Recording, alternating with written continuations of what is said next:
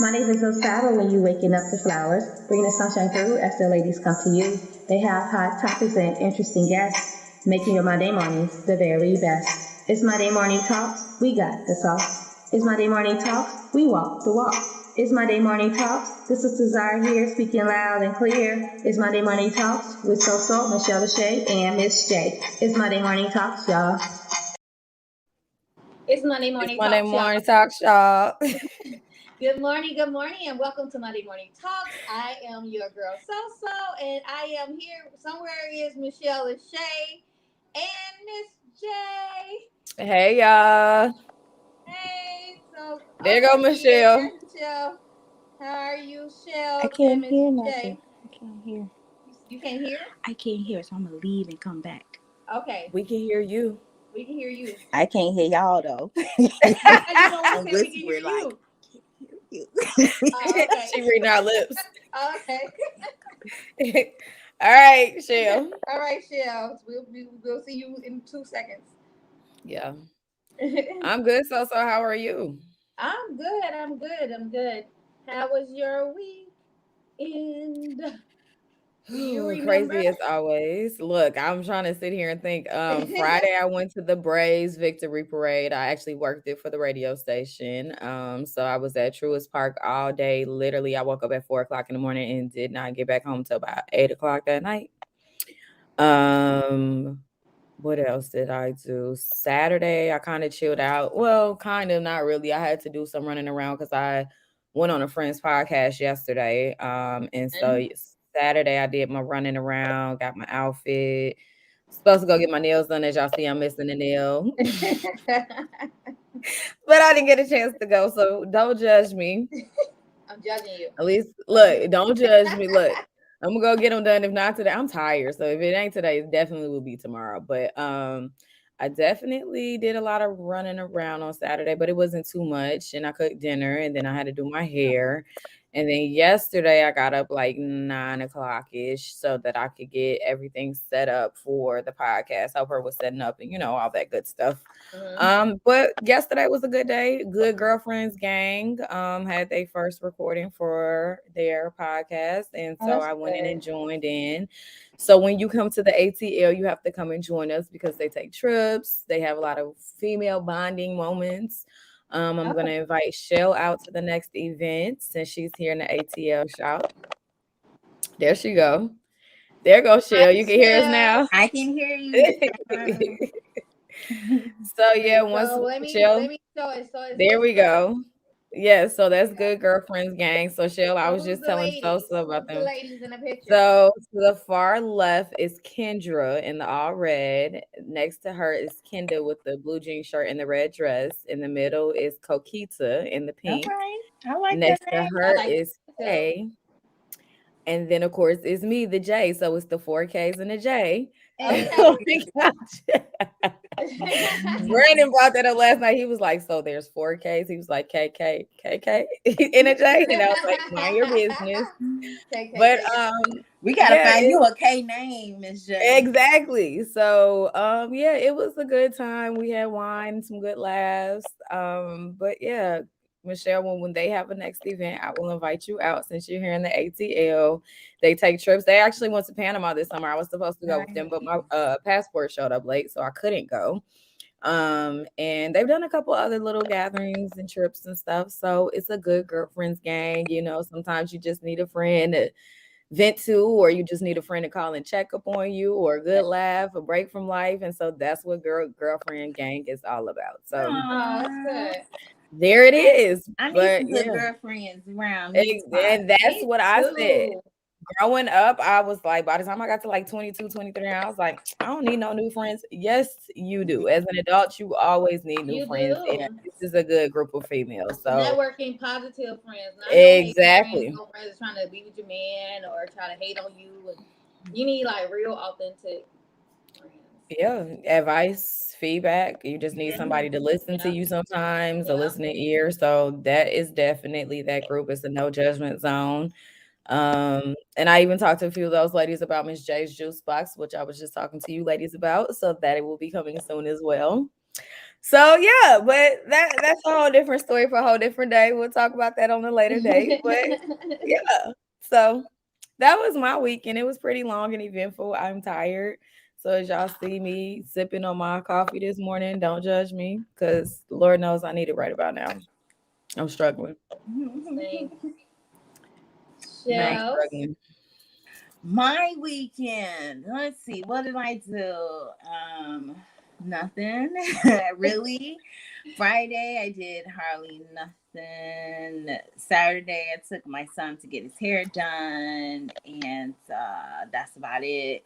I got this dress though in the mail from, how do you say it? Kinfenty, I think it is. It's a friend of mine. It's her clothing line. Well, not a clothing line, but a clothing boutique. And baby, this dress, I love it. I love it. I was gonna wear it to church because it's so cute. It's like sweatery. But you said like dress, and I'm thinking dress. Okay, no, it's church. Okay, good dress. Yeah, but it's, I mean, I would have to, it's like got the split all the way up to the side, all the way up to my hip on both sides. So if I was to wear it to church, I would have to wear some leggings underneath it. But I'm gonna save it for my brother's wedding. Good morning, Jason. Morning, Space. Morning, Space. But yeah. So I'm gonna save it for my brother's wedding because you know that he might have a single friend or something. So yeah. But other than that, I went to the movies on Sunday after church. We went to go see Eternals. I never heard of. You were seeing some movies like that I haven't heard of. You've never heard of a Marvel? It is a Marvel movie. I was gonna say it has to be a Marvel because you know Shell. That's all she goes to. Her and James. Yes. He said, "Don't wear that." Space said, "Don't wear that to church. You're gonna be kicked out." No, the Bible said, "Come as you are." I was gonna say they said, "Come as you are," so you can come with whatever you got on the shelf.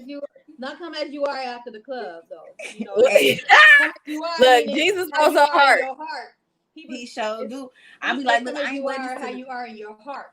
That's what that Jesus means. know I need a good Christian. I need a good Christian man, and so he said, "Come as a sinner." You don't get no good Christian man covered in that dress. He said, display some of your assets so they know that there's something there. Hey, I'm with it. Get one of them old reverends trying to get. That was crazy. Yeah. So anyway. I ain't messing with y'all, but yeah, I did go see Eternals. Eternals is it is a Marvel movie, so the Eternals I got to see it. I love Marvel. Are basically because if you follow the Marvel universe, especially the movies, even if you don't follow the comics, if you follow the movies, you know Thanos came, killed half the people on the earth. They brought most of them people back or whatever. But anyway, you've got all of those Avengers and a lot of them, you know, like Tony Stark has passed away. You know. So they're all in the movie. In the movie, Iron Man died. Thank you. No, I'm saying they all came back in the movie Eternal. No, Eternals is a different set of superheroes that have been on Earth. They were all in the movie and Eternal. No, these are the other set of people who are here now because you had all these things happen to the Avengers. Oh, okay. Mm-hmm. And if you saw the Shang Chai, whatever, the rings, well, one of the characters was in that as well. So you have to really be like a Marvel. Now you don't have to be a Marvel fan to enjoy that movie. I love Marvel. The way you feeling with me and so also be talking about sports, that's how I feel right now. Like really, it's a foreign language right now. I don't keep up with Marvel. So for me, it's I finally got the heads up on something. That's why I miss going to the show because when I used to go to the show see Marvel movies, I would get so excited, especially sitting next to another Marvel fan, and we'd be like, "Oh, I can't wait. Like I'm so excited for this movie." So that's what I miss about the show because I miss my Marvel movies on the big screen. We never stopped going. Me and James never stopped going. I haven't been back since COVID. Since COVID started. When COVID started, okay, there was hardly no movies at the theater. And since you got everything on HBO, but then they started showing everything was at home. Yeah, everything was at home. Then they started showing some movies at the theater, and so you know we would go to the theater, but there would literally be nobody in there. So it was like the bomb because there was nobody in there. Like literally be like us and like 3 other people. So. It It was You the get bomb. all the popcorn. You ain't got to fight over the butter thingy for the popcorn. You ain't got to fight Ain't over not nobody nothing. Not nothing. You know. And Do then y'all have the the theater. reclining chairs at the Yeah. movie theater by your house? We Yeah, have I the think all of them reclining got all chairs. the what is it, AMC's or whatever. Take your detox wipes and wipe it down. Marcus Garrett's now. All of them are Marcus Garrett's now. I don't wipe my chairs down, but I did have a little, what you call it? You gotta wipe it down, Jill, before you sit on Chairs it. down. All them people sweating on them on that ladder. I ain't got time for all that. Y'all better I get done- some. You Yeah, get you gotta you get don't know some why. disinfectant spray and Look, wipe you some. don't know where the ear infection came from. Well, I have hand sanitizer that I use afterwards. Okay. Whatever. Hey, I have faith in the Lord. And you just sat there and ate popcorn with your hands for 2 hours. Oh yeah. Oh shit, we gonna talk after Don't this. we talk? Don't we let shut out on. It's my OCD kicking in now. OCD Like I gotta be your mama. Yeah, no, I'm not gonna wipe the chair down and then wipe all that down and do all of that. We got strip out some the hand clothes. sanitizer. We gonna sanitize and then we gonna slam this popcorn. You put the alcohol on the tissue and wipe the chair down with the sanitizer? There you go. Nah. All right. That's all right. The Lord is in you. He is. He is in you and with you. And then where we go, they do free refills on popcorn and drinks. The last time I ate popcorn was when Black Panther came out, and me and Jaden got sick because I don't think they was cleaning their little butter thing. Me and Jaden was sick as hell, and we was going to see my dad the next day, and I kind of contemplated if we was going to see him because he was sick. So he's like, we can't go get him sick. But then we realized the next morning we was perfectly fine. We realized it was food poisoning from the butter, from the popcorn, because that was the only thing we ate. Wait, was it? Did y'all have like the BGs? Yes. You know, sometimes if you eat too much popcorn, that happens. Regardless, the point being, I blame the popcorn machine at the movie theaters. Okay, needless to say, I won't eat it no more. Okay. You see, Look, I'm trying to look out for the theater. You know what I'm saying? Me and Jay was fighting over the bathroom at one point. I said, "Son, your stomach hurt." He said, "Yeah, your stomach hurt." She protecting the movie theaters. Look, I know. This is why I stay at home in the comfort of my own home. If I'm gonna watch a movie, I'll watch it at home and I'll eat my popcorn fresh. Butter up in your microwave. There you go. It ain't like the movie theater popcorn. Ain't nothing it's like not. It's not, but I'd rather take that over the BGs any day. Silly. I feel you though. I feel you though. You definitely can get the BGs on too much popcorn. Yeah, I'm good on that. No, thank you. But yeah, so if anybody wants to see Eternals, I will go ahead and say do it, even if you don't know anything about Marvel, because they're a new entity. You know, of course, though they explain everything from the get go. You get to know the explanation of who they are, what they do, what's their purpose, and stuff like that. So you don't have to know everything in the MCU. So to know anything about the Eternals. Hey, Mom. She's in the back. So I was hi. I hear her talking hi. Hey, Mom. Is y'all like my stuff is? Sound like a robot. Yeah, it's staticky. It sounds staticky. Did we do all your text? What had happened? Is that me? Let me find out the aliens trying to abduct us through the. Wait. Okay, mute yourself one. Yeah, that's Shell. Nope. Shell, mute your phone real quick. Yeah, mute your phone real quick. Okay, well I'm finna leave and come back. Okay. Again. Wait, because I don't know what's going on. Yeah, I think she frozen too. Yeah, you frozen too, Shells. Yeah. She sat there for a minute, froze. She did. She was froze. I was like, okay, that was definitely Shell. So anyway, I'll talk about my weekend. First, what did I do Friday? Okay, so Friday I didn't really do nothing. I don't think I can never remember Friday. But I was over my sister's house. That's right. I went over to my sister's house because what happened? Oh no, yeah. Wait, yeah, that's right. Because I think I worked Thursday night. I worked Thursday night. I worked the shift at the hospital on Thursday night, and so and shit. Oh, same thing. Maybe even worse. Even worse. Just mute yourself. Just mute Was it yourself. like you weren't on? Put yourself on mute.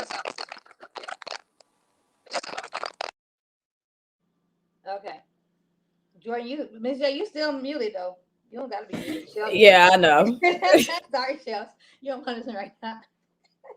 So anyway, um, so yeah, so I went over there, and so we watched with my niece. The harder they fall. I don't know if y'all knew this is Jay-Z produced this movie. It's like a black western with it's an all black cast. It's like they purposely did not use the N word in this movie. Um, so I'm gonna read. So like, so the director explained like why he didn't use it. Basically, it was like Regina King, like Idris Elba, who else? Um, I forget the other people in it, but there was like the two I've main. heard about it. Was it good? It's good. It's good. It was some scenes that was like jumping too fast, like from scene to scene to scene or something like that. But it was overall good. It was a good Western movie. And mother. And so and so Shell, you so he frozen said that again. he stopped. He said he stopped. They wanted to do a movie about the real cowboys. So it says like they really do exist. So it's like a scene that says they really exist, saying like there are real black cowboys out there, like Oh real yeah, cowboys Black that Cowboys came exist. out first. The white people are always stealing something from us. We had the first Yeah, set of cowboys. Us and yeah. the So they really, yeah. So they really exist. And he said the reason why they didn't use the N word because he said it's a period piece. So stop calling us the N word, basically. Like don't mm, call us the NIGGAs. He was like, it doesn't give you he said it doesn't give you a license to call us the N word 100 times just because the story takes place in the 1800s. So he give you a license to make a woman subservient. Um, so then so it's like when they talk about when a scene when Nat Love, who one of the characters in the movie, says to like Trudy, "Where's your boss?" and she goes, "Boss, ain't no subservience in the movie. We're kings and queens on horsebacks." So it's mm. like no bosses. We're kings and queens. So they made it like strictly like for the show. Like, hey, it was like this is a all black scene. This is all black cowboys, cowgirls. It was a good western. I think it's on Netflix.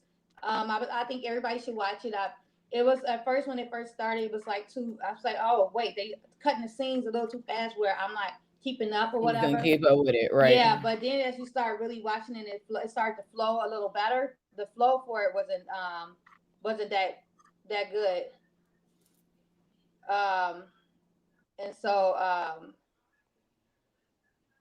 yeah, the flow for it wasn't that good, but it was good. So we watched that, and I sat over there for a minute, and then Saturday was my nephew.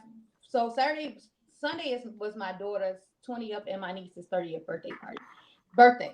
So Saturday we went and Sorry. had dinner for my at our Asian Harbor sushi spot for my daughter's birthday. So she wanted a birthday dinner, so we went there and we had dinner there.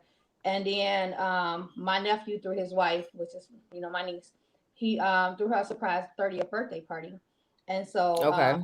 so that's why I I was like did see that on your snap. on Snap and Facebook. It was fun. We all we was there in it at like 12, I think. So then we ended up going over to one of my sister's friends, her friend's house for like a little after party or whatever. And didn't stay too long. And then Sunday, I took my daughter to breakfast for her actual birthday. So we went to breakfast, and then I kind of just like chilled at home and started just like getting ready for the show. And that was basically it. My weekend was pretty easy, pretty smooth. So it was fun. I'm like darn, I'm like still partying. Oh, like when it's a Even though, 20 look, even though birthday, it ain't the 30 days of so it's no more, you still turning up. 40 days. Right. Or 40 days. I'm Yeah. sorry. Yeah, because it's like all these other birthdays are like just coming up. So like people still having parties, and so I'm like, oh, I thought I was done. Like I'm old.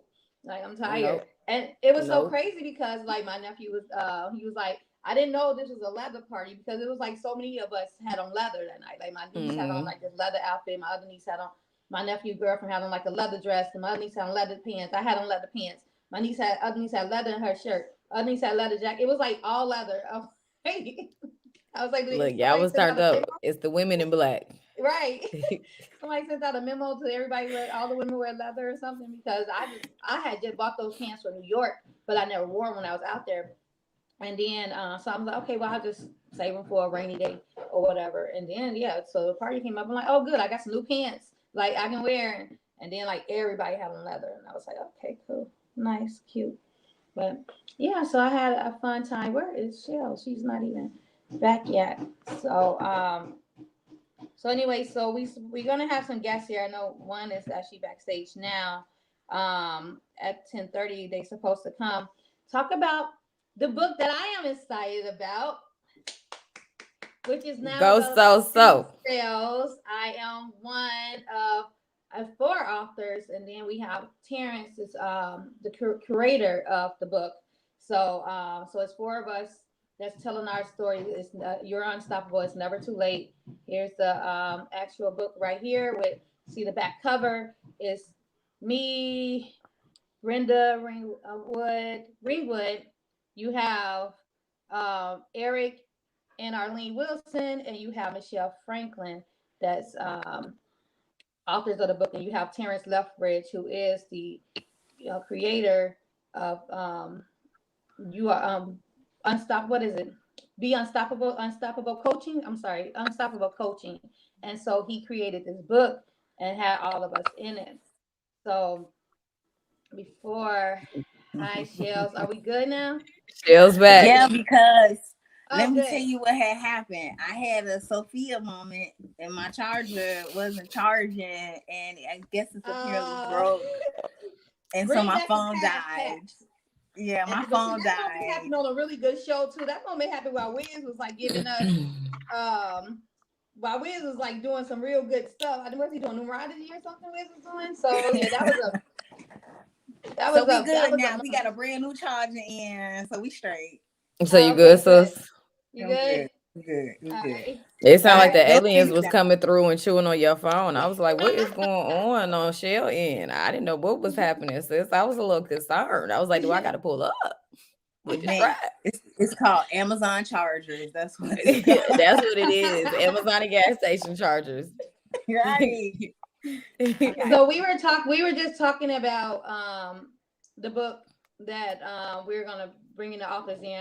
Brenda was backstage. I guess she got off. But so they're gonna come on at 10:30. But I want to just go ahead and I'm gonna just play the some of the videos so people can know about the book. So this is Terrence.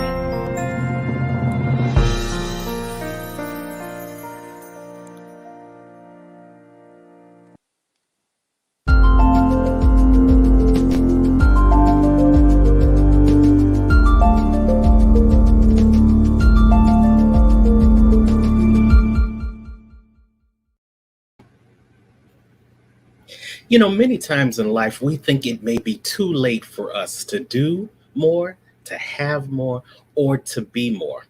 But I want to ask you a question. What if you could find out that it's never too late for you to change your life? Hi, my name is Terrence Lethbridge, and I want to invite you to purchase the book, You Are Unstoppable. It's Never Too Late. Now, the world is a big place, and some of you might find yourself feeling like you're stuck in life, feeling like the next obstacle that comes into your life is going to be that thing that's going to take you out. It's going to be that thing that's going to make it too late for you to have more, do more, or be all those things that you imagined yourself being and that you've always dreamed of. Well, we've got the solution for you, because in the book series, You Are Unstoppable, It's Never Too Late, you're going to be able to take the first step to creating your story by hearing the stories of other people. We recognize that this book can help anyone create the next chapter of their success by providing them an opportunity that will never come again. And what's that opportunity? Well, it's the opportunity to have a fresh look into someone else's never too late story. For if you can see that someone else can create their never too late story, maybe, just maybe, you'll see that it's possible for you to do the same.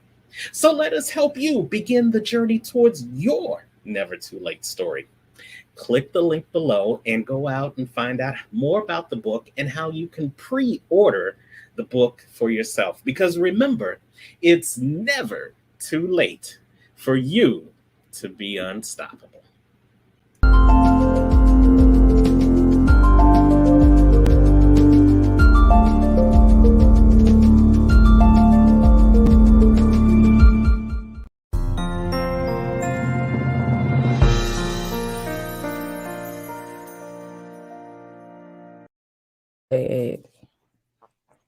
So that was Terrence. I'm actually going to bring in, we have one guest here, which is Brenda Ringwood. And the other one should be appearing soon. Hi, Brenda. Hi, everybody. Hi, Brenda. My How are internet you? might not be the best. We're I'm great. How is everybody? good. Great. Good. My internet, I live out in the country, so it's coming in and out. Okay. So, Brenda, I was actually going to play Uh-oh. Can you hear me? I can hear you. I don't know if you guys can hear me. My internet's kind of crappy today. We can hear you. Okay, so I was Okay. actually going to play yours story next about your chapter. So this is Brenda talking about her chapter.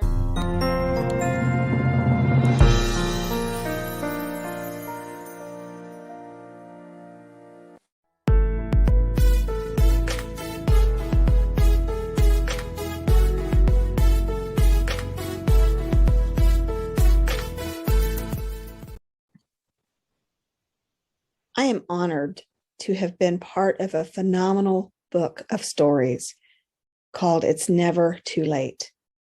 I've been asked to co-author this book because my story itself is unstoppable.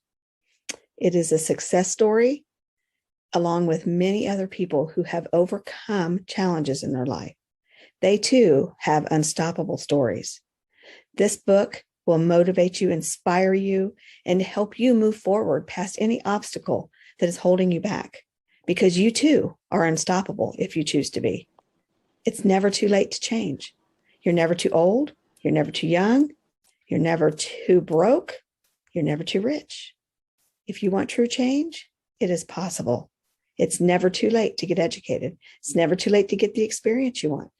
It's never too late to become a better you. Get this book. Go get it.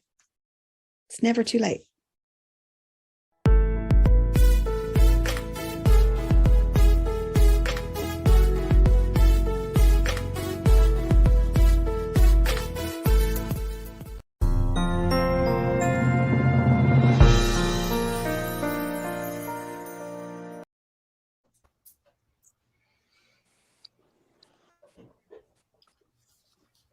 Uh-oh, we lost So.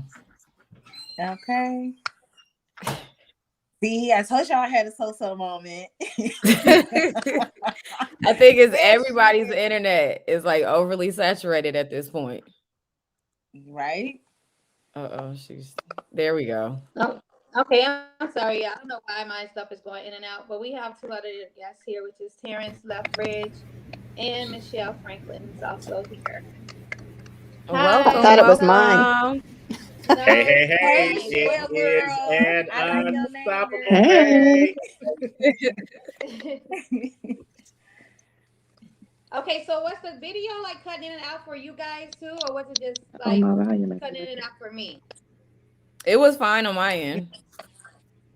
It was fine. Okay, so it was just my The end. volume was a little up and down on my end, but I could still hear it. Okay, good. All right, so that was Michelle's, and then that was Brenda, and so I'm gonna play Michelle's video so she can you can hear about a little bit about her chapter.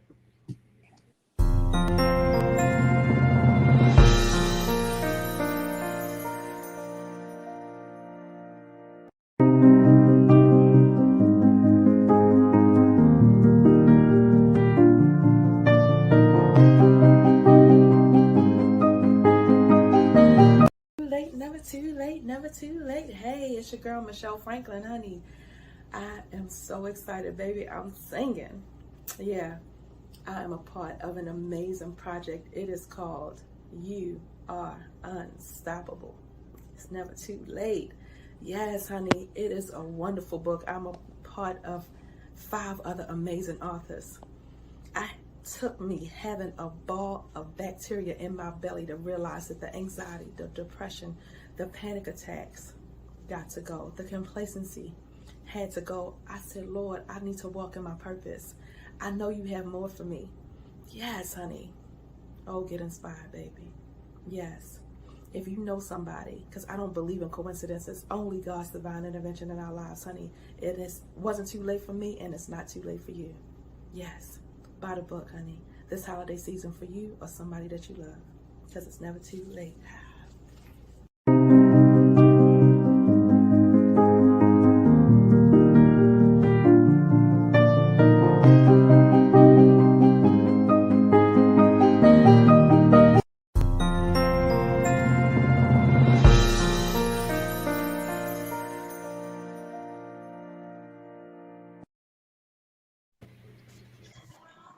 Okay, so I don't know why my stuff is cutting in and out. But were you all able to hear Michelle? Because my end is like, just like. I didn't hear it. I'm a little upset because I felt like she had some good stuff. Never too late. She was singing. Yeah. I was singing and dancing. Yes. Yeah, she was doing some little shimmering. Y'all got her live and in person, so anything she said on recording, y'all get to hear it live and in, as we used to say back in the day, technicolor. She right there. You're dating us, Terrence. That's all right. It's never too late. Ain't that the There you go. Okay, so Arlene isn't here yet. Let me see. Yeah, so I'm gonna play my story and then I'm gonna wait.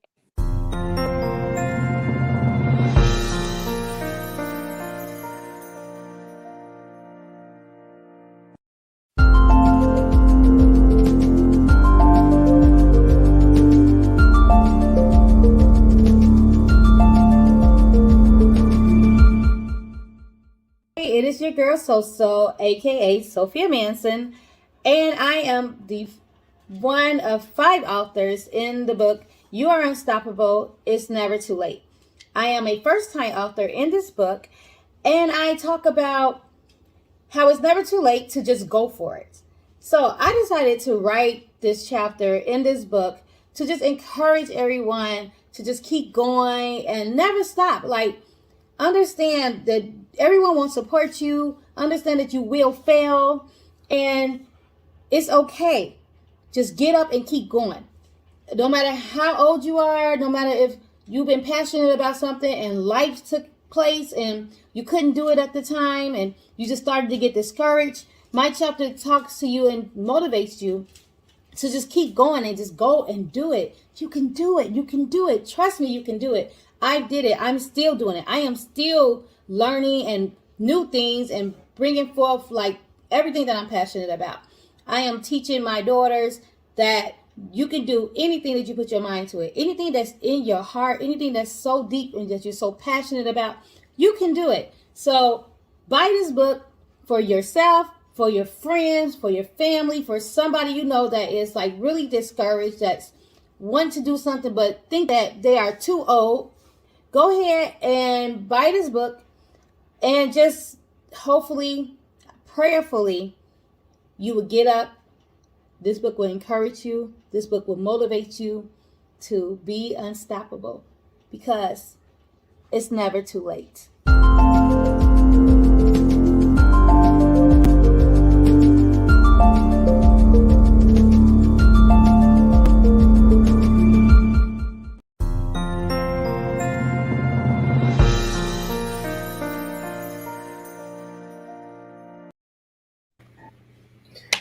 All right, so. So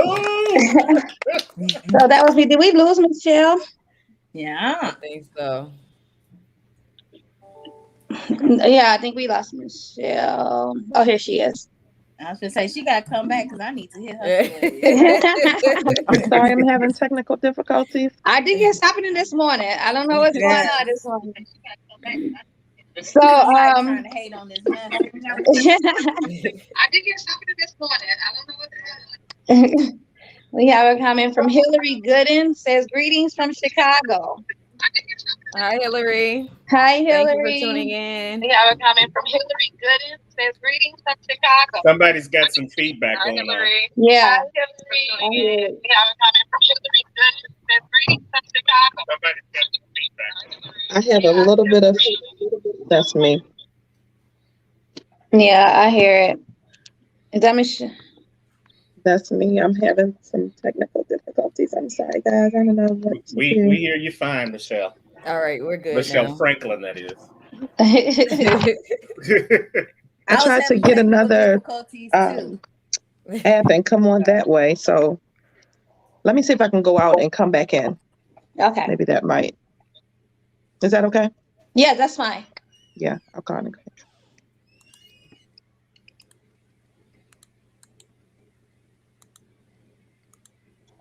Okay, so Terrence, would you like to tell us why this book was created and what motivated you to start these books?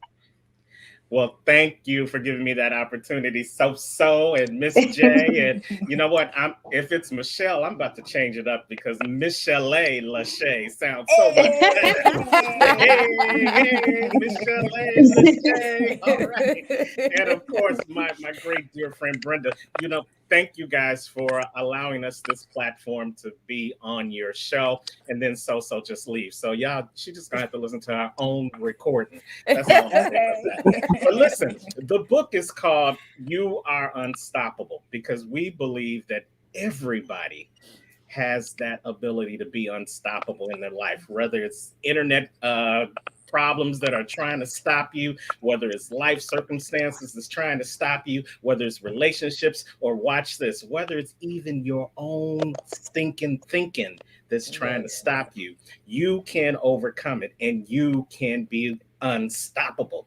And many people think because they've gone through all those issues that I just mentioned, that it might be too late for you to do more, have more, or be more. Well, we believe that is a flat out lie. And this book is here to prove it because we've got these phenomenal co-authors in the book that are talking about the challenges that they had to overcome, that are talking about the circumstances that they went through, and talking about a time in their life where they thought it was never too late for them. But by the grace of God and hard work and fortitude and sacrifice, they are living their never too late story. And here's the good thing about this book, because if you read this book, if you take in some of the information and the inspiration that comes from this book, I guarantee you're going to recognize that if they can do it, you can do it too. Absolutely. Terrence, can you tell us a little bit about your story and what adversities you might have faced that made you feel like you couldn't do something, and once you realized that you were unstoppable? Absolutely. Miss J, I lost my good government job in 2008. At the height of the financial crisis back in 2008. And I was tore up from the floor up. I was ashamed. I was embarrassed. I was angry with everyone around me. And I was angry at the man upstairs. I was so angry at the man upstairs that I went out in my backyard that was paid for by that good government job at 1 o'clock in the morning. And Miss J and Michelle A, I had a conversation with God. Okay. No, I'm kidding. I had an argument with God. Me and God, we was out there boxing in the backyard because I told him, I don't like this current situation. And you said you would never forsake me. You said you would always be there. You said you're with me in the good times as well as the bad. And this was a bad time. And I told God that he needed to change my situation 180 degrees from where it was, because that was not where I wanted to be. And ladies, he gave me one word. You ready for that word? I'm ready. You ready? You ready, Michelle A? You ready, So? Well, So already know, and Brenda already know. That one word was the title of this book, Unstoppable. And actually, it's 3 words in one if you break it down so that it will forever be broken.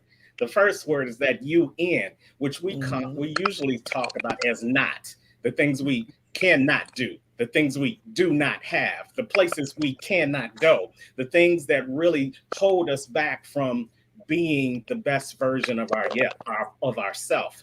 And then there's that proverbial red stop sign, that STOP that gets us stuck in our track. It's even redder than the shirt that So has on today and the highlights of Michelle's hair. It just holds us, it cuts us down, puts us down.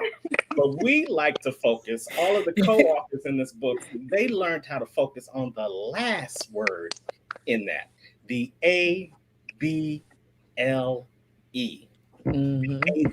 What are your abilities? What are you able to do in spite of the things that may be stopping you? What are you able to do until you're able to do those things that you're not doing? When you focus on the things that you're able to do and less on the things that are stopping you, that's when you find out it's never too late to be unstoppable. I love it. Okay, you about to have me go get the Holy Ghost. Brenda, can you share your story with us as well? Well, my stories, it's nothing like Terrence's. Mine is a God story, of course, but you know, when Terrence called and said or sent the email, however you did it, I talked to him, text with him, messenger with him, we live stream, we kind of do everything together here lately with these events and things that we're doing. I couldn't tell him no, because he's such a wonderful coach and such a wonderful person that I wanted to be part of it. So I put my little chapter together and off we went. But mine is more of a story of a hardened heart, where I wasn't following in God's will for me. I was on a highway of destruction, and it landed me in jail until I was ready to listen to what God had for me. And when that happened, those doors opened. And that's just kind of a little blurb about it. You have to read the book for the rest of it. Okay. You look so sweet. Nothing about you look like you was headed to the jailhouse. At all. I wasn't expecting that, so now I really want to go and read the book to find out what happened to Brenda. And Brenda is so modest, but let me break it down a little bit further. Many times we focus on living the life we want to live as opposed to the life we were created to live. And when we do that, we end up going down the wrong path, taking the wrong turns, ending up in the wrong situations that lead us to the wrong consequences. It's only when we take that time, and sometimes that time has to be forced upon us by the creator upstairs, where we can get back in contact, when we can get connected back to the source. That's when we really are able to tap into what we were created to do and not those things that we want to do. When you're doing the things that you're created to do, Michelle A, Miss J, So, and everybody who's listening to us, you're going to find that life is a lot easier. You're going to be able to do more of the things you want to do. And the things that you have to do won't feel like chores, because you're walking in creation. Yes. And you're walking in purpose. Come on, Terrence, take us to church. Amen. I was looking for my cap so we could pass the virtual plate. I'll put my Cash App link in the feed. Okay? There you go. Getting up a love offering, right? Yeah, absolutely. Send it around 2 or 3 times. You Make the church say amen. Today, sir. I remember at one point, am I freezing? Am I frozen? No, you're fine. We can hear you. Oh, it looks like everybody else is on the second ahead of me. But I remember one time when I wanted to do massages, and I had one person. Oh, there's so gone. See, you can tell she got something powerful to say because the devil's busy on because they keep cutting her out. Exactly. Her and Michelle, they both. Yes. Okay, I'm off this iPad now. See, this is why I don't mix with Apple. So I'm on my phone. Blame that on Apple now. It's Apple because Samsung is working just fine. upgrade your iOS. So. The only thing is y'all very low. Upgrade your iOS. That's the only thing with being on the phone is really low. But, oops. There you go. But I forgot what I was saying. I'm so thrown off by the Apple products that it makes me forget what I was saying. Well, tell us about your story, So. Yeah, you were about to tell us about when I you have a decided to be a story. No, I'm massage kidding. therapist. So my story is basically me, like I was kind of, I can't remember what I was saying with Terrence when I was talking to you when I was in the program and I was telling you and your coworker, how I wanted to start my massage business, remember? And the coworker was like, no, you need to go and get a job and da da da. And then you were like, well, if you want to start it, like you were like not telling me not to do it. And so like you was always pushing, like motivating. So my story is basically me just building confidence in myself to be able to start something for myself because I had a lot of naysayers and then I had lack of confidence and life. I kept thinking like, life happening, I'm too old and how can I start or whatever. So it was just basically, I was very unsure. I didn't have confidence in myself. I was judged so much that it basically kind of broke my confidence down. So yeah, that's kind of my story and how it all came about and how it all happened. You have to read the book. So Absolutely. And I think the devil may still be trying to get busy because I think you got some extra feedback going on. It's either between you or Michelle Franklin. Michelle, why don't you do a quick mic check? Mic check, mic check. Yeah. It's like really low. Yeah, I think it's on your end, so you still got some feedback. Did you turn Apple off completely? There she goes again. Well, Michelle, we were asking everyone to share a little bit of their story and how they realized that they were unstoppable, some of the adversities that you may face prior to realizing that. So can you share a little snippet of your story with us in your chapter? Yeah, definitely. I've been a nurse for 21 years. And so even through that, I've had a lot of, just adversity of getting through nursing school.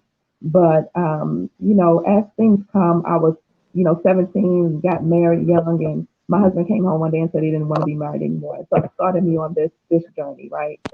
And so through all of that, I felt like my faith was being built up and I was feeling, got through nursing school, through all the adversity and things and all of the stuff that happened. But about 6 years ago, my dad had two strokes. My father and I moved to Texas to try to, help out with him.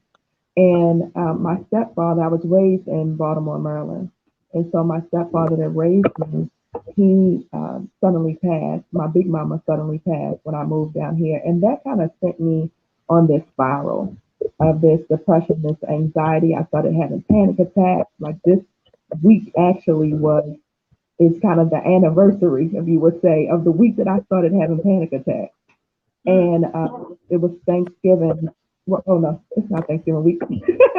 It's coming. I want to say this month. It was Thanksgiving month. It was Thanksgiving week, that Monday before Thanksgiving.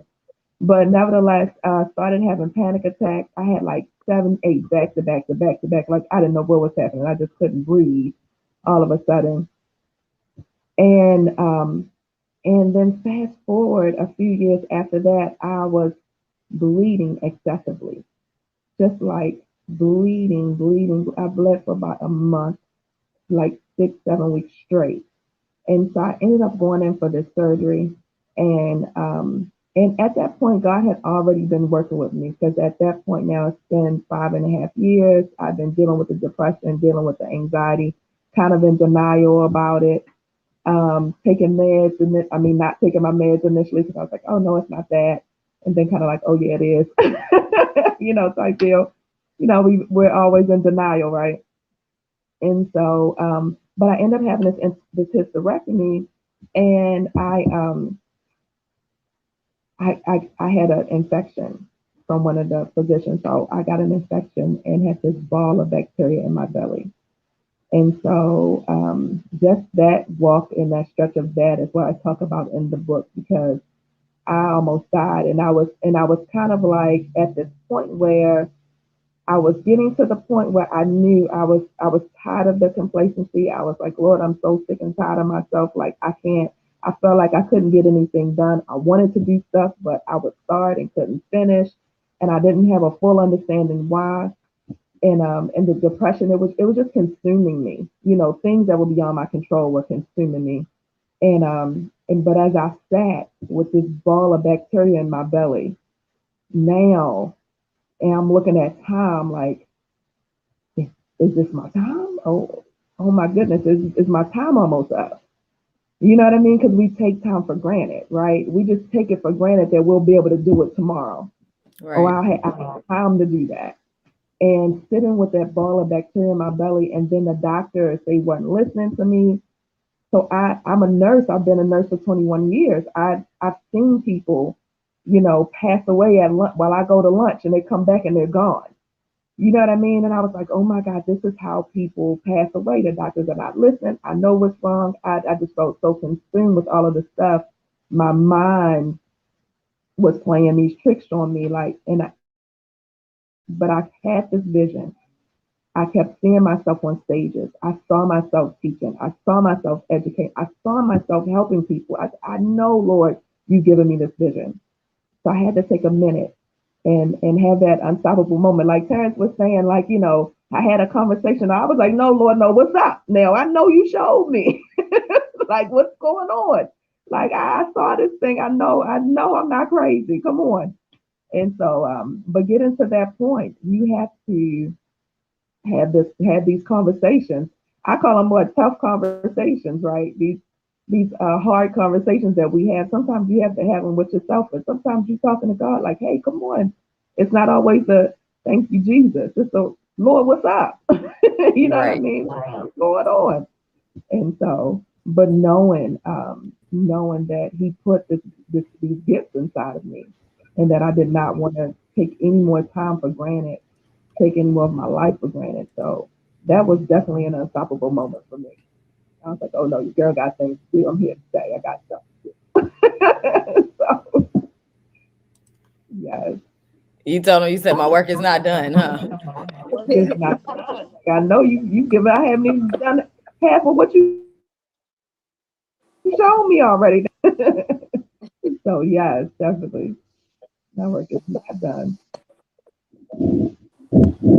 So, did any of you So, have any aspirations to be an author, or was this something that just like after you had your big events, this is something that just like came upon you, or is it something you've always wanted to do? I know so is something you've always wanted to do. What about you, Brenda and Michelle? Is that something you've always wanted to do? Be an author, to write? How about that? I did. I've written a few. I've got one out now. I've just never had the time in the past, and when I literally got the time, I started writing books. for me, I've always said, I think because my life has always been a little crazy, I've always had like just crazy things happening of known. I'm like, man, this would be a great book one day. Man, this would be good. Man, I need to put this in a book. I have always said that, like probably all of my adult life. And so I think it's always been in the back of my mind. And now just especially since the depression, since the anxiety, because there's so much stigma around mental health and African Americans. There's so much stigma around mental health and Christians, and and then God forbid be a strong black woman. You know what I mean? So it's all of that stuff. So I was like, man, I have to I have to put this out there. I have to, because I feel like people look at me and they're like, oh, she's got, she's got everything fine out. You go through my Facebook page, everything looks great. You know what I mean? I look fairly normal, I guess, whatever normal looks like. You know what I mean? Like it looks like I'm good, but I'm like, there's a lot of stigma out here, associated with us. So no, let me just say, no, I looked as good because I'm on medication, boo. I needed some help. You know what I mean? I needed some help for this smile to come like it was coming. I've done some work at this point and put in some intentional healing is what I call it. And so now I've just been inspired. When parents talked about this project and what I felt was interesting and why I say divine intervention is because I don't believe in coincidences. Only God's divine intervention in our lives, right? And so Terrence was my producer on what we did a thing called Success Fest, international, amazing international conference called Success Fest. And I met him. And then he was talking about this book. And he said, I've been working on this book for like 2 years. And, we're looking for one more author. And I was like, is that right? Look, is that right, Lord? Okay, then. You don't have to tell me twice. And so I thought, man, God's timing is everything, and how he connects everything is everything. So I'm working on my own, story and different things. But I thought, man, what a tremendous way to just introduce myself to the world and to be a part of this with these other phenomenal speakers. So, and writers and authors. So yeah, I'm amazed at how God works. And you know what? Before we go any further, let me jump in, because what Michelle said, what Brenda said, even what Soso said, that's a snapshot of life. This is the third book in the You Are Unstoppable book series, okay, and the second anthology. But when I wrote my first book, as well as putting this book together, there was a couple of years of time in between the thought and the manifestation. Somebody's going to get that when they watch the replay.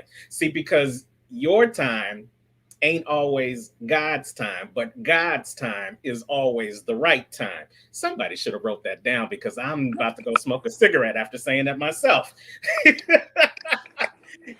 I'm about to get you a collection plate for real, Terrence. Seriously. I'm telling you, let me put my Cash App in the private chat. Listen, here's the point.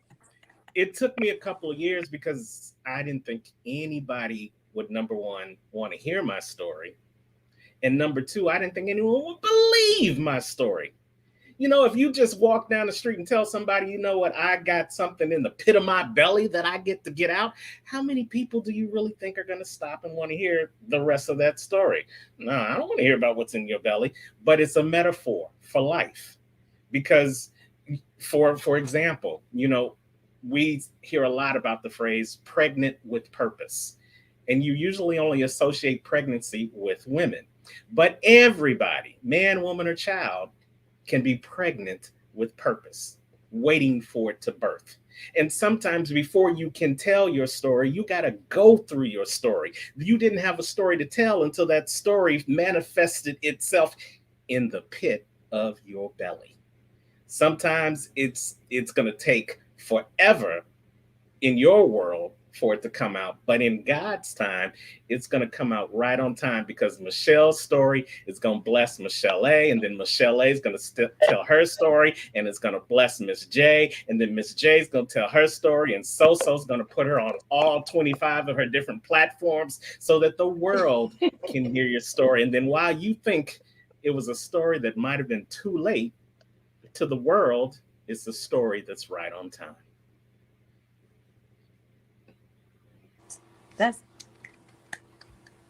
I love that. Because I write poetry, and one thing that in the back of my mind, I'm like, don't nobody want to hear this. Nobody wants to hear this. Nobody wants to hear my woes. So thank you for saying that. Because somebody needs to hear it. Not that they want to hear it. Somebody needs to hear it. And so that's what's up. And let me piggyback on that thought. Brenda can tell you about another poet in another part of the world that had the very same thought that you just expressed. And she just recently shared at least 7 different poems on an international stage. Tell her about it, Brenda. This woman is she just lost over 150 pounds in the last 2 years as well. And she's missing part of her arm. She struggles with bipolar mental illness, and she just didn't think she had anything to offer. But her poetry was just dead on with what people needed to hear. And at the conference, she was just sitting in the room listening to these speakers, and she wrote one just off the cuff and read it out loud about take your mask off, and not the mask about COVID, but the mask that you're hiding behind. Take it off and be who you want to be. And she just did a wonderful job. She's new to speaking, and she's wanting to put a book together, and I think she's going to finally do that. That's awesome. Mm-hmm. That's inspiration. That's inspiration for real. Yes. Very much so. She should have been in the book. I don't think I knew her when the book was starting. So I met her probably in October. But that just opens an opportunity for her and Michelle A. to be in the next book. Yes. So don't think we won't be talking to you. Miss J too, you got a story. Miss J's story is just awesome. What she's doing now, to where the struggle she went through. But I've been in the same book. Look, we'll talk off air, Terrence. We'll talk off air. It's not about me today. Yes, I did go through a very trying time last year, and my life has started to make a 180. If somebody would have told me that I was going to be in the space that I am now, I wouldn't have believed you last year. I would have been like, you're lying to me. I was ready to give up literally and give out on everything. But God came to me. He was like, you got to keep pushing forward. You can't stop. You have to keep pushing forward. I had to get rid of some people, some things, some habits in my life in order to get to where I am now. So I'm just very grateful for this journey, because it was a lesson that I needed to learn and I needed to experience. And like you guys said, I have to share it with somebody else to possibly inspire them and help them get over any obstacles they're currently facing. And that is the reason why we created this book. That is the exact reason why. Because this book, don't look at this book as just a one-off. This book is the start of a movement. We want people to recognize that everybody has a never too late story. Everybody has the opportunity to walk in creation. Everybody has an opportunity to walk in their purpose. And guess what? Your purpose is unique to you. Miss J, your story may not resonate with me, but it may resonate with Brenda. Your story may not resonate with Brenda Ringwood, but it may resonate with Brenda Smith and Brenda Tucker and Brenda Green and every other Brenda except Brenda Ringwood. But you never know who your story is going to resonate with until you tell your story. Absolutely. So I tell you, I had to drag her for many years to get to this point. She'll tell you. But now look at her and look at what she's able to create, and wait and see what kind of blessing her story is going to be now that she shared it. Yes. And we're so proud of you, so. Thank you. Yes, that's my friend. That's my friend. That's my real life friend. Okay. Yes, right. Outside of the show, that's really my friend. That's my sister. Right. So I'm very, very proud of you. Thank you. Thank you. This is my little step to my TED Talk. That's what I want to do. That's like my aura. Be right there. I knew So was special when I met her. All the time, I'll never forget that first time we went out and you had them thigh-high boots on. I said, "Oh, you somebody! Oh, you somebody! Okay." I knew. Yeah, I thought she was special then too, but I had a slightly different word for it. But that's a whole nother conversation. That's because he never let me drive his BMW. Nope. He said no. I asked him, "Can I drive your BMW?" And he still, to this day, have to let me drive his BMW. So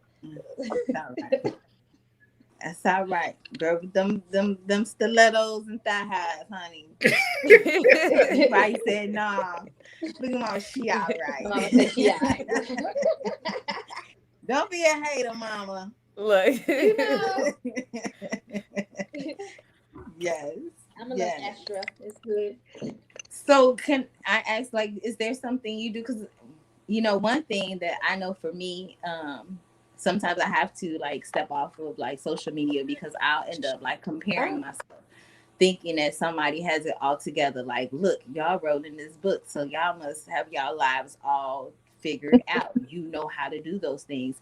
So what is something that you do to keep yourself like to recenter yourself, to go back to it? Because I think a lot of people don't realize that even the ones who have it all together don't always have it all together. So when you fall off, like, what is something you do to bring yourself back to your purpose and back in alignment with what it is that you need to do? You asking that to anyone? Yes, that's to all of y'all. So whoever wants to answer that question, Terrence, I know you got an amazing answer. Michelle too. Brenda, she like, yeah, I just do me. I'm modest. But whoever wants to answer that question, please. Go ahead, Brenda. I probably would say that my life is never together because we always make mistakes, but I try to be better. And that's really what I try to be. I try to focus on self-growth, try to focus on getting rid of the negativity and trying to just become better just with the way I think, with the things that I eat, exercise, what's going in my mind, the people that I hang around, all of that influences us. And if you don't try to change it, you're never going to move. You're never going to grow. So, I really reflect on, and with doing time, I did 4 years. So I know how to reflect now because it put me in a situation to do that. But it brought me back to what my reality truly was, because a lot of people lie to themselves and they believe the lies that they tell themselves. It's denial is what it is. So I make sure that I'm not lying to myself and I'm looking at things through a realistic lens. That's usually what I have. I like that. I like the fact that you said you're never together, because I think that's such an honest statement.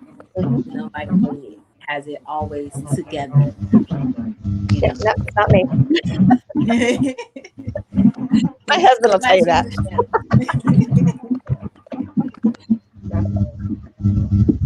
I would say just like that was my thing. I'm fully transparent.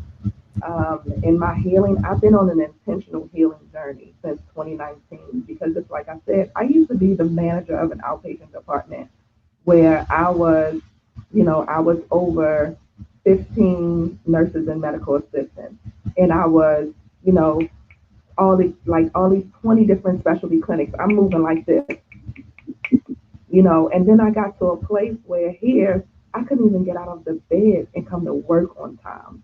Just to answer these phones and just do some regular nurse stuff. You know what I mean? So I think that letting you not holding yourself hostage to your past is one of the things that I'm being very intentional about is, what are some things that being honest with myself, what are some things that I know that I need to work on? I only have control over me, right? And the choices that I make. And so I'm intentionally every day trying to make sure that I'm not, because I'm a fixer. You know what I mean? Like us women, we're fixers and we try to help everybody and we try to do everything. And so just trying to regroup and reel it in and taking that look in the mirror. I created a group after, I was really inspired after Success Fest where I met Terrence. And I created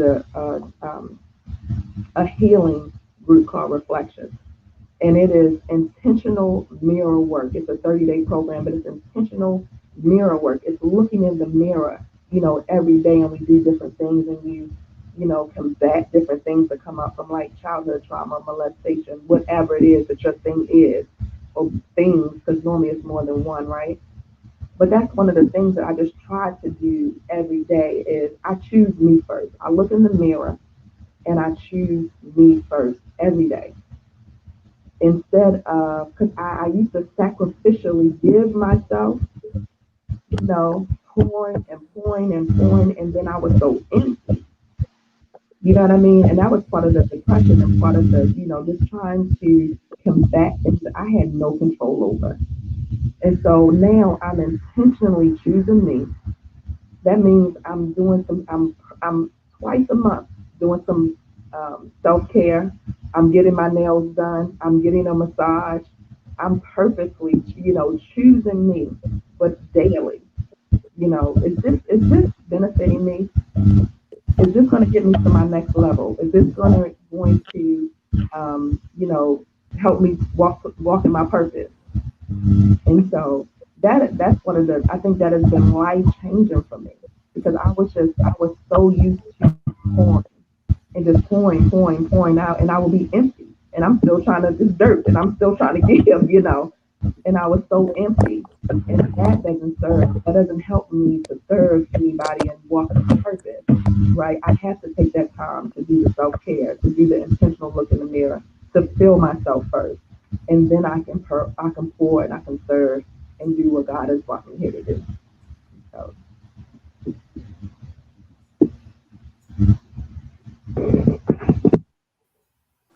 Come on, preacher. Your turn.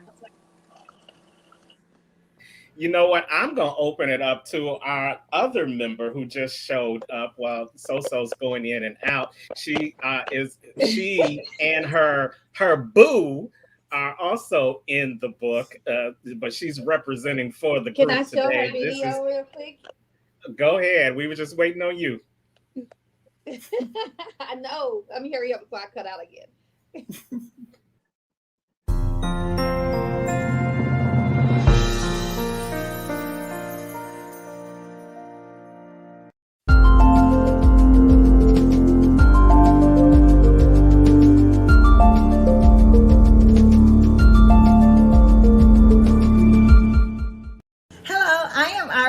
And I'm Eric. And we are Team Wilson. We have a chapter in this series of the book, You Are Unstoppable, created by the unstoppable coach, Terrence Lethbridge. Our chapter is It's Never Too Late to Heal and Find True Love. Yes, and it's not about a biological clock, because when it comes to love, it's never too late. And we want to encourage those that are still seeking love. This will be coming out this Christmas.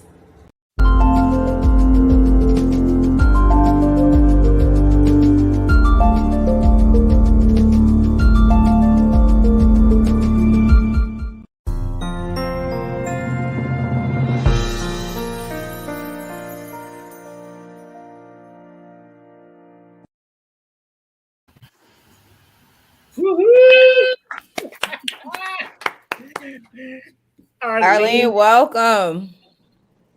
Thank you for being a part of the show. So did go out, but she's back, her and Michelle.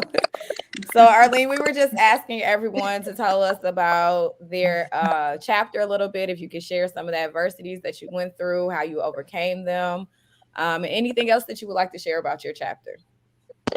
Well, I won't be before you long. We're really just recuperating over a 2-week long illness. My husband is still under the weather, and today is like one of the first days I've felt good in a while. So we really enjoyed this story. We've shared it since we met, and when we met Terrence at the same event that we met each other. But one of the greatest challenges with us was the distance between us, because I was in Michigan, Eric was in Illinois, and then coming together, combined, and that's one.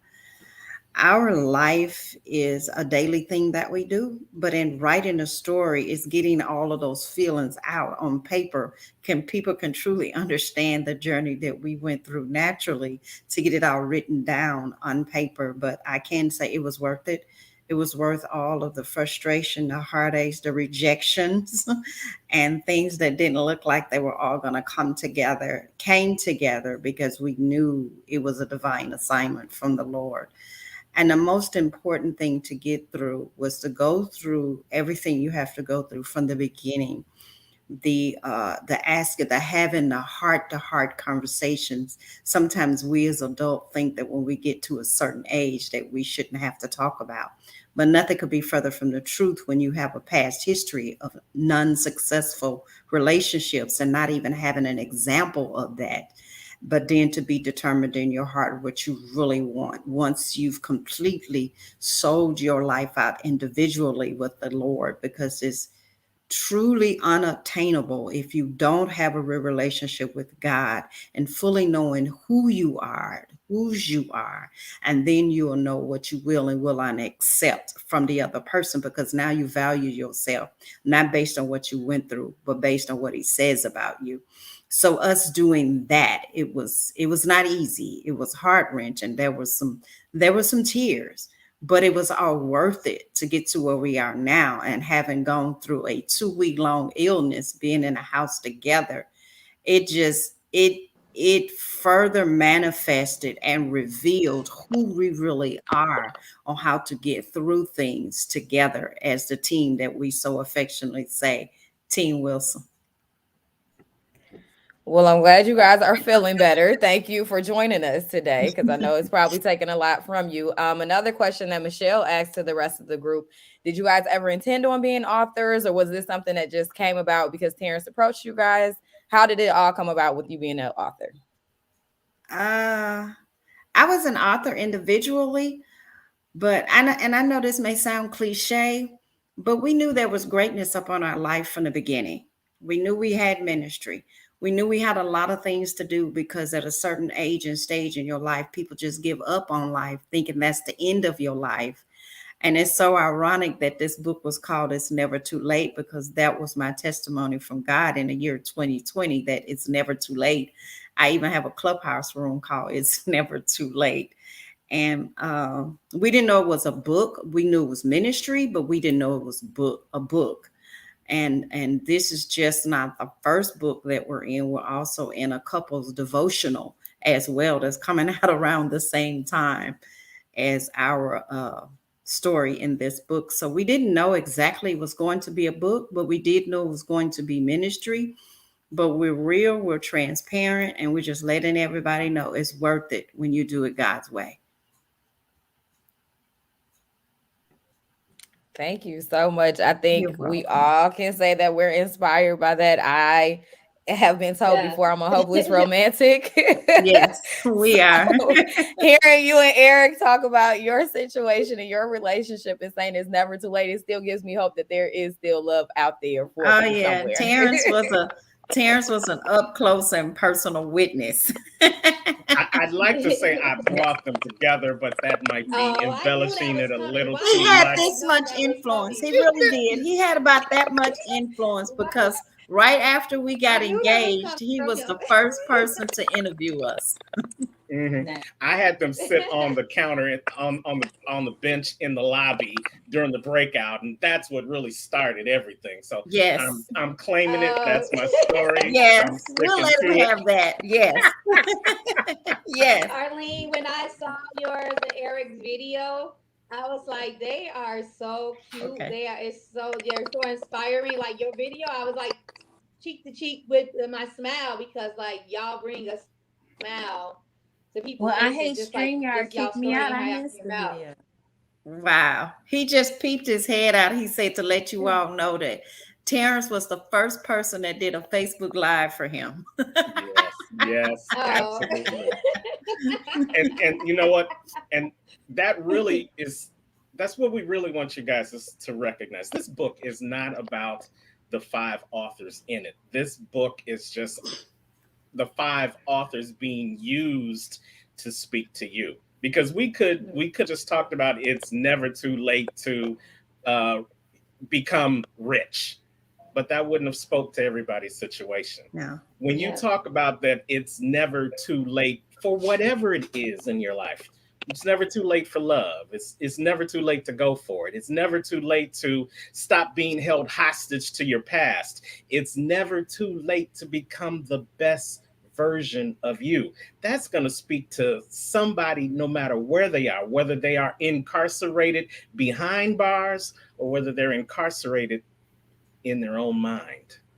That's what we're looking to do. That's why we say this book is not a book. This book is the start of a movement. And that's why we want you to go on over. You can go on over right now to our Facebook group page. Just go to www.yaunevertoolate.com and come on and join the conversation, because even these authors don't know it, but I'm about to put them to work. See, they're going to be going in there. They're going to be going in there giving you tools, tips, and strategies on having a better relationship. They're going to be going in there talking to you about how you can start the process now and recognize it's not too late to stop being held hostage by your past. They're going to go in there and they're going to talk to you how, despite the naysayers and the dream killers in your family, your friends, your circles of influence, you can decide it's never too late and just go for it. But here's our thing to you.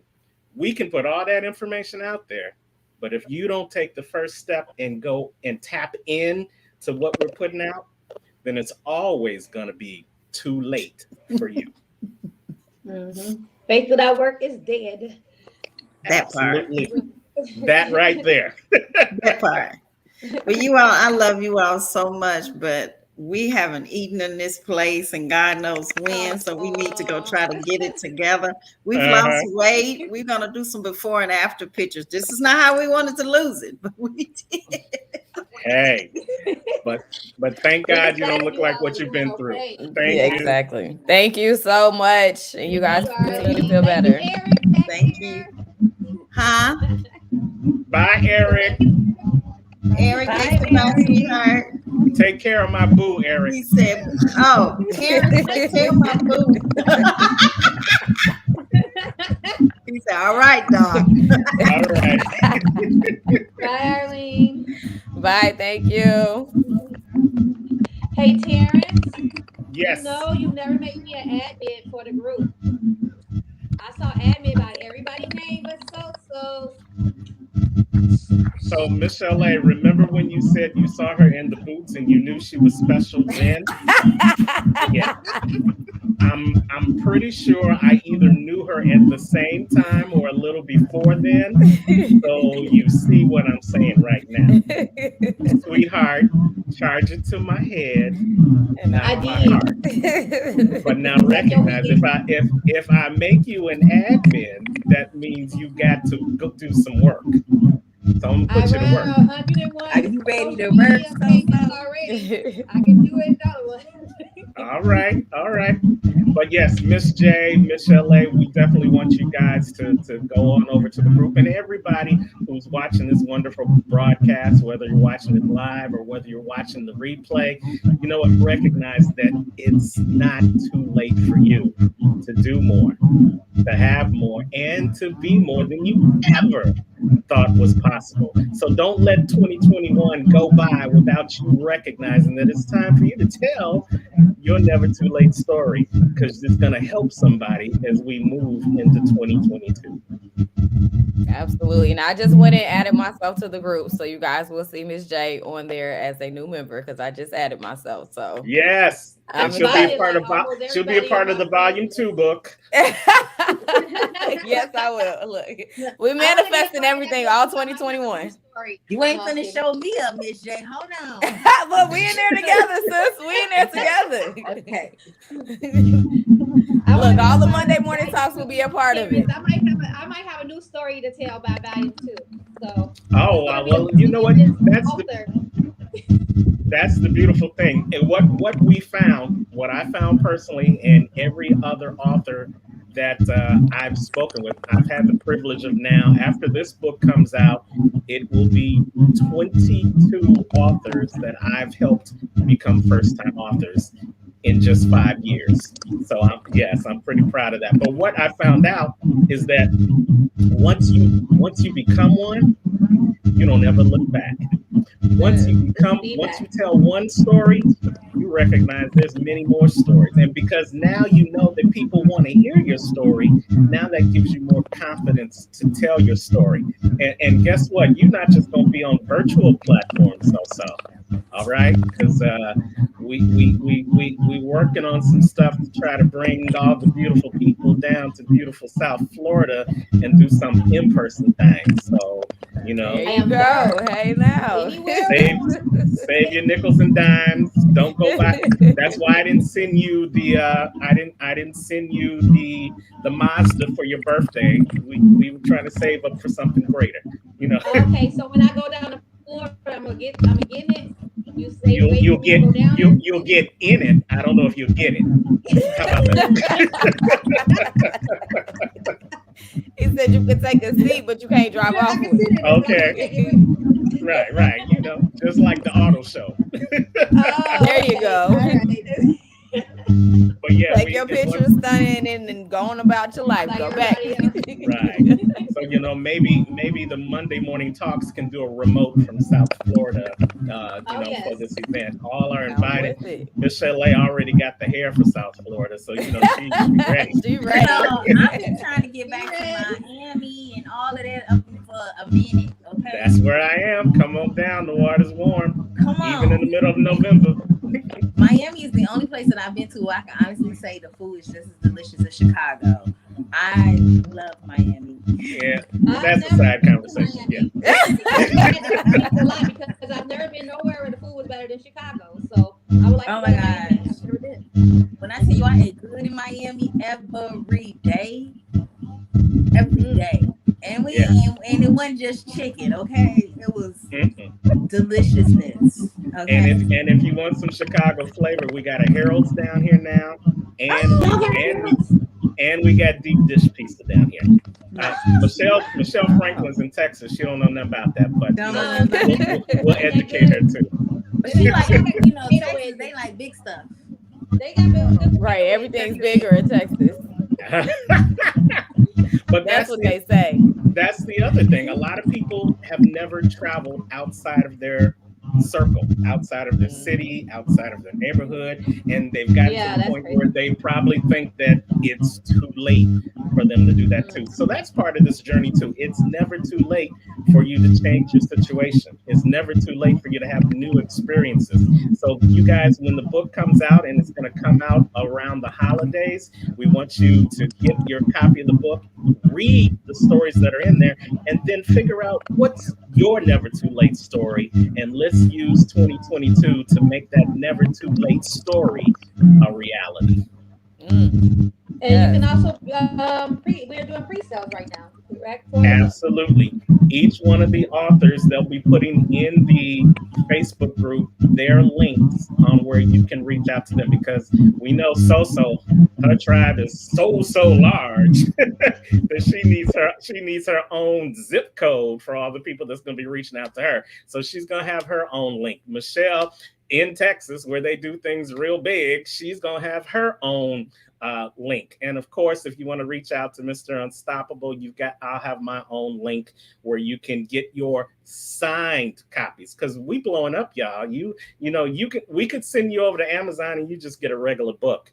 But we know you want to have that signature, that So Def signature, that Michelle D.I. signature, that Mr. Unstoppable signature, so that you can say every time you read the book, every time you see us on stage, every time you see us telling our never too late story, you can say, I knew them.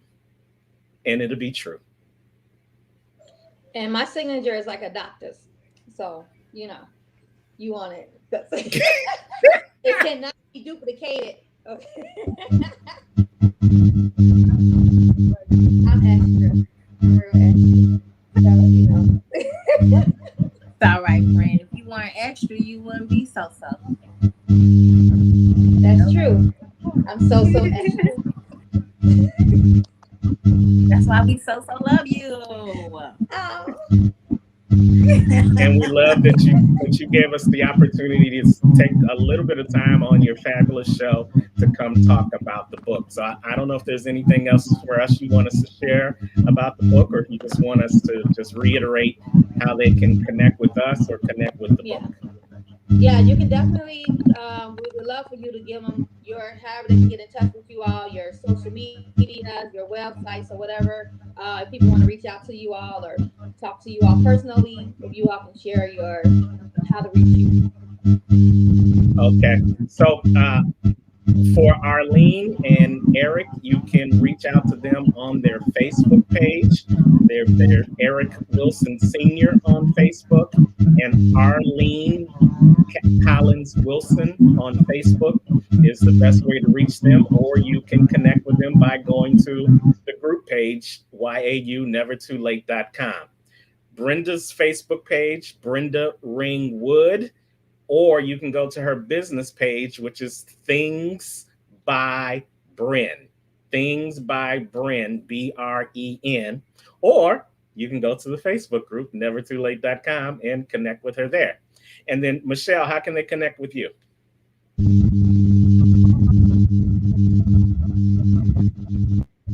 You got some feedback going on.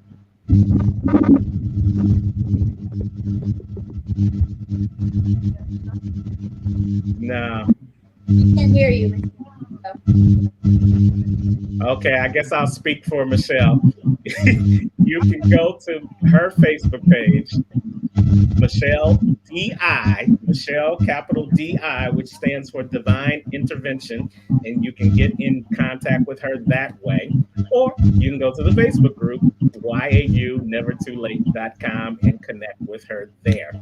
She's also, I believe you're also Michelle DI on IG as well, right? Yeah, absolutely. And then last but not least, you can get in contact with me. I just Googled myself this morning. I'm so proud. I got like 3 pages on Google. So I'm all over social media. But the best way to connect with me is through my website, www.unstoppablecoaching.com. That's where you can go see my show, the Unstoppable Story Show. That's where you can go see the different books that I have in the You Are Unstoppable book series. That's where you can also go and get some apparel from the You Are Unstoppable collection. I got t-shirts, I got mugs, I got water bottles, I even got these great wristbands that say You Are Unstoppable. And every time you look at yourself, especially if you're having a bad day, you can look at your wrist and say, I am unstoppable.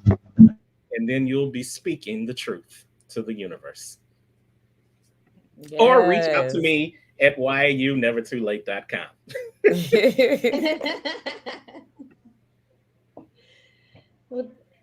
Can you mute it, You're Michelle? muted, Michelle. There we go. I need you in my ear like every day. Like, we can make that happen. He do lives. He does lives. Yeah. Yes. I do Facebook. I do podcast. I do StreamYard. Wherever you can find something to listen to, you can find me. Okay. Well, I'm about to add you right now. Look, okay, we were just having a conversation before you came on. Please do. But you done stepped on like all 10 of my toes. And backed up on them. Look, and backed up. And it came back again. Oh, well, you know, all I did. Just a little highly of you before the show. Just a little bit though, not too high, but just. I didn't hear you. I didn't want to overstep your ego, so I was speaking a little highly of you before the show, but just a little high. Because you didn't want to overhype my ego. Yeah. So you know. Keep it mellow. Okay. Sarah said it ain't adding up, sis.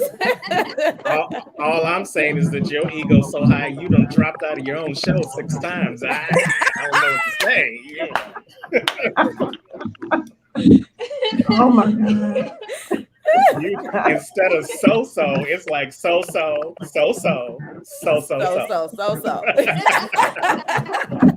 But that's, you know what? And I'm not going to share none of your business, but Sophia, as I call her, she knows. She knows. The thing about the journey of Never Too Late is recognizing where you were, recognizing where you are, but more importantly, being grateful for where you still are able to go. And when she looks back over her life, and when you look back over your life, you'll see that from where you went, from where you were to where you need to go, it's never too late. And I'm going to share this last analogy and then I'm going to get out the way. Think everybody here drives a car, right? Yes, yes, and yes. Okay. Yeah. When you get in the driver's seat of your car, you have the front window and you have the rear view mirror. Have you ever wondered why the rear view mirror is smaller than the front window? Look, I got you. Because you want to see what's in front of you instead of what's behind you. It's more because important. there's absolutely, watch this, because there's absolutely so much more in front of you. There you go, Terrence. Than there was behind you.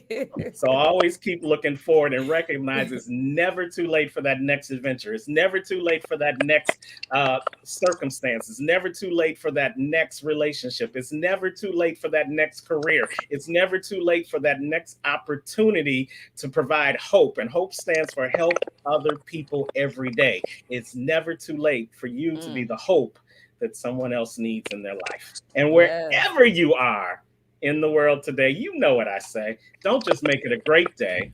Go tell your never too late story, and then you'll make it an unstoppable day. Oh, that baby. King of putting it together, baby. Put it together. I love it. Thank y'all so much. I love that you all came on here. Thank you, Terrence, for giving us this opportunity to be for fulfilling one of my dreams of becoming an author. I always wanted that title under my name. So that's another one to add. So I'm really, really grateful that you came to me and that you saw something in me for me to be able to write a story in this book. So very, very appreciative of you. Always, anywhere, forever. You are welcome. Thank you, ladies. Nice meeting you, Miss J. Nice meeting you, Michelle Lachey, boy. Nice meeting you as well, Terrence. Yes, you'll be seeing me around, Terrence, because I was gonna say we'll be in contact. And Michelle, right. It was nice meeting you as well and hearing your story. Thank you guys so much. Thank you so much. Thank you all. All right, you guys, you have an unstoppable day, okay? You do the same. Thank you. Same. Do the same.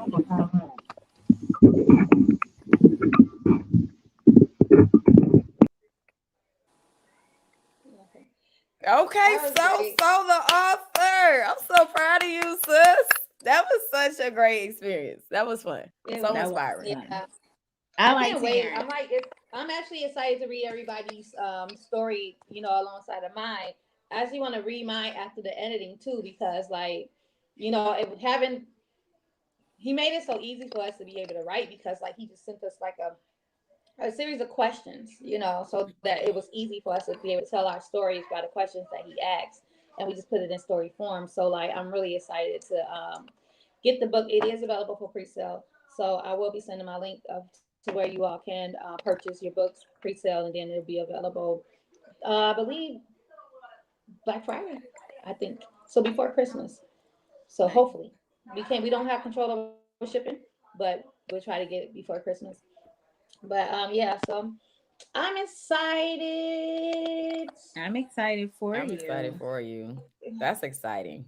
It is. Really I know, exciting. and then y'all, tell y'all stories and be in the book next time. Look, the whole Monday morning crew gonna be authors, okay? Put some respect on our name. Don't play with us. We ain't one of them. Look, we coming heavy in 2022. I literally just told my son on Saturday. Was it Saturday or Sunday? It was Saturday. Anyway, we was in the car and I said, let me tell you something. And he was like, what? I'm like, this time next year, our life will not be like this. And he was like, what you mean? I was like, this time next year, we are going to be in a way different position. And he like, how do you know? I'm like, what was we looking like last year? My baby asked a lot of questions. He is definitely my child, okay? He like, how you know? James like, you gotta explain some more, mama. Yeah. That's that point. A closed mouth don't get fed. So James is asking everything. Yes. Yes. I literally raised him to be able to ask questions, and if that's the assignment that he got right, I swear he got that assignment right. That boy will ask and won't quit asking until he understands. Until he gets to his conclusion, right? And then he like, oh, okay, I get it now. But I'm like, yeah, look at where we were at last year. And you know what I'm saying? I'm like, I don't know what it's gonna look like. I don't know where we're gonna be, but I know it's not gonna be this. Mm-hmm. And yep, it's my story, and that's what we was saying. Like the book is more like a business card for us. You know, when people know that you're an author, it's like they kind of look at you a little more respectfully. It seemed like too, because I know when I see people who wrote a book and I'm like, they authors. It seems like it's a different type of look that I give them. I guess because it's not an easy thing to do, and then to be able to tell a story and create a story, especially a story about your life. So you're being transparent and you're opening up. You know, it's like it's just different. And so like this is basically kind of like my business card to tell y'all about me and somewhat about me and have my journey of getting here. Not my whole full journey. This is the start of me to be able to write my entire book by myself. You know, so it kind of like just build a little confidence. I mean, to know that like, hey, you know, I wrote a chapter, but I can actually write an entire book. I mean, I wrote movies, so like, and I wrote poetry, and so I'm like, why can't I write a whole book? So yeah, so I'm excited about that.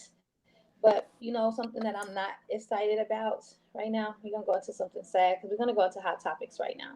So the Bears lost. Bears play today, honey. Thank you. I was gonna say they didn't play last night. Okay. They didn't play yesterday. They played today. Thank you. So we're not even going to talk about the Bears, but unfortunately, the Bulls lost again to the 76ers. For some reason, they just they can't beat the 76ers for some reason. I don't know why. Because it's a good team. Great team, but they didn't lose too bad.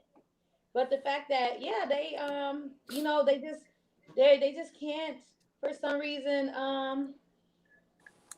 they can't beat the 76ers. Like, well, maybe the 76ers are a great team and that's why they can't be beat. Thank you, Michelle, for that. Thank you. Thank you for that. You know, I didn't want to say it, but you know, so. Michelle is crazy. Do you hear me? Crazy. Because she doesn't watch sports. So anyway, so well, I will watch a little 114 basketball. To 105. Whatever. I will watch a little basketball. I do know about basketball. Now, I usually don't watch until the playoffs. I ain't gonna lie.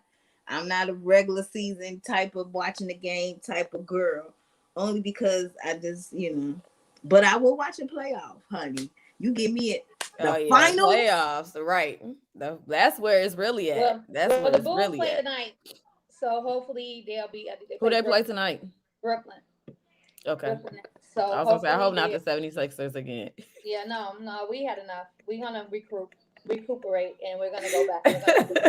All right. So, funny. Anyway, so we're going into some good news for y'all for Atlanta. Atlanta's been doing pretty good these couple Peace times. up, A-Town down. You know, they beat the Saints. Whoop whoop. So it wasn't like a big victory though. I mean, it's like 27-25. 27-24. Hey, however, it don't matter what the number is at the end of the day. All that matters is did you get a win is a win, or did you get the I mean, y'all like bad luck. You know, first of all, we all know the Falcons suck. All right. That's not the point. This is the game out of the whole entire season that matters the most because this is like the Chicago Bears and Green Bay Packers. This is rivalry territory. Oh, so they rival with Saints? Yes. So this is a big win for Atlanta. And for them to beat the Saints, it says a lot. We coming back. Well, I'll give y'all that. The season not over with. The season is not over with. We just getting warmed up. Look, it took us a little second and had to thaw out, but we back. Right. And we fully vaccinated. Don't play with us because Aaron Rodgers lying talking about he was vaccinated and caught COVID. Yep, that's another whole topic we're going to go into after we celebrate y'all. Oh, okay, my bad. Just one more time we're going to celebrate y'all. Woo woo! Go Braves! Hey. They had their whole parade. And so Michelle was complaining that they shut down the school because of it. They got to do with my son's education. Well, because they shut down the expressways, which was messing up traffic to get the Braves players from downtown back up to Cobb County at Truist Park. Let me tell you something. You said I ain't got nothing to do with you and Jay. Truist Park is over there on the other side of town by 75. Michelle lives over by East West Connector. Ain't no highway by me. My bad, sis. I was there in the thick of it all. I had fun, so you know. Now traffic was. You didn't go to the parade, Shells? I was mad working. They shut down the schools, so you didn't want to attend the parade. I was working, and it wasn't that serious to me. I mean, I can watch it on TV. Even they look like. If I didn't have to work it, I was gonna go regardless. I'm not even gonna lie to you. If we won or whatever, I definitely would have probably went to the parade. Probably not. It would have been downtown, so then I probably wouldn't have wanted to drive down there. So probably not. But if it was like not for baseball, but if it was like if the Bulls win or if the Bears win the champ, you know what I'm saying, Super Bowl, Bulls win championship. I'd rather watch a baseball game than watch a football game. I'm not even. What? Are you serious? I'm so serious. I'm so serious. I'm so serious. She'll take that back. I can't get rid of. She'll take that back. No, now you know what? It's America's game, right? What? It's as American as apple pie, right? What is? Baseball. Baseball. I'm sorry. Okay. Not necessarily, because if you think about it, a lot of their players that they recruit are from the Dominican Republic. They're Cuban. And let me tell y'all. And they be fine. They got the best bodies. I'm gonna tell you that much. That's what I was gonna say. I ain't even finna lie to y'all. The Braves have gained a new fan because I seen some of them players up close and personal without their helmets on this past weekend. They fine. Baby. And they make the most money. They can't speak English, but I'll get a translator, okay? Hey, we gonna communicate one way or another. They can read them plays. I'm dead. I'm dead. Miss J said, "We gonna figure it out. We gonna figure it out." They got translated on the phone. Okay, I remember when I first met this dude. Right, I met this guy. He was Puerto Rican. He was a conductor. May I'm on Miss J. He used to text me in Spanish, right, and I would text him back in Spanish because I had my keyboard would like go. You can change the language, so we would text in Spanish. When he text me, I would go to my little dictionary. I had a Spanish dictionary and see what he said, and I would text him back in Spanish.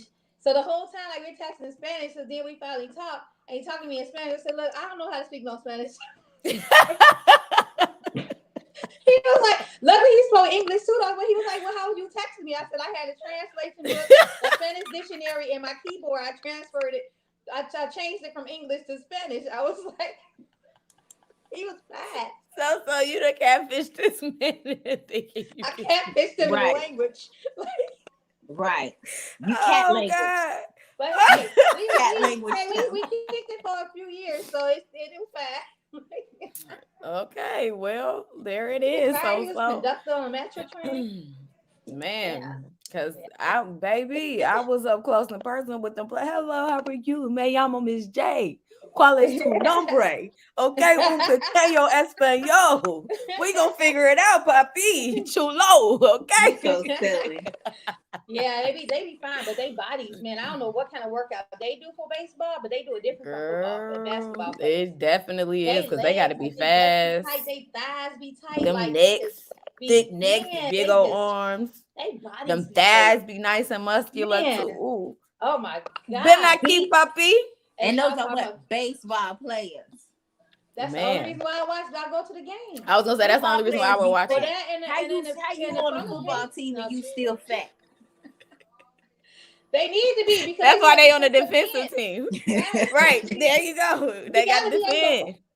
They either extra skinny or extra fat. Like you just you get some medium ones. No, you got to, because Peppers Dante, what is his name? Dante Peppers. When Dante Culpepper. Sound like no more. Yeah, but Peppers was fine. And Forte had a nice body, honey. When he came here to Atlanta, I was so excited. And what was his name? Freeman. Oh God, I can't think of his first name. But he was so fine for Atlanta. Then he got injured, and when he tried to come back, he wasn't no good. And I think they traded him. They have some fine body football players. I'll tell you, they got some fine football players. I'm starting to get, all the new ones that all dreaded up. Every football player got dreads now almost. But this is true. But you know, And remember for a while they wouldn't let them have no hair. They hung out the bottom of their Devontae Yeah. Freeman. That was his name. Really? They couldn't Oh, have yeah. no hair to hang out their helmet? Yep. For a very long time. Yeah. And now everybody's dreaded up. Now he played for the for the Ravens, Devontae Freeman. Oh, do we? Mm-hmm. Dang, they got his whole name, Devontae Cornelius Freeman. Hey, Devontae Cornelius. Hey, Cornelius. Hey. Look, I feel like we're talking about Marvel University right now. I'm saying, like, but you know, I want to bring up something though. I want to bring up a word called karma. All right. So we all know karma strikes back, good or bad. So we know this man right here, when we lost, he told Chicago, I own y'all, right? Mm-hmm. I own y'all. Well, guess who's not going to own you in a minute? The NFL. So, Aaron Rodgers, we all know, tested positive for COVID. When the beginning of the season started, he lied and said he was vaccinated. So when he tested positive for COVID, he finally came out and said that he was not vaccinated, that he told a story. So now he is under investigation. Him and the Green Bay Packers are under investigation to see if he followed protocol or not. So about how he ended up getting COVID. So they lost yesterday too. Congratulations to that. All right. And but can't you can still get COVID even if you're vaccinated though. You can, but the NFL was making it a requirement that all players needed to be vaccinated, especially in the states where it's mandated that they have to be vaccinated because some of them play in indoor stadiums. So if you're playing in an indoor stadium, you have to be vaccinated. That's the issue with the NBA players right now. You know, all their stadiums are indoors, so they are being required to get fully vaccinated. So the fact that now Aaron Rodgers has lied and now he has caught COVID, he's caught in his lie. Yeah, so he's on a 10-day minimum isolation. And so they said something about on the interview at the Pat McAfee show. It says that an NFL doctor had told him that it would be impossible for a vaccinated person to catch or spread COVID. I don't know why he said that because that's not true. And so he said that Rodgers didn't talk about who the doctor was that told him that. But basically, they said, so the NFL basically said no doctor told him that. They was like, the doctor did not from the league. They said no doctor from the league or the joint NFL PA infectious disease consultants communicated with the player. If they had, they certainly would never have said anything like that. So you lied again. You're just a liar. Yep. Your looks are going down, and so are you. You only thing and so is your team. And so is your team.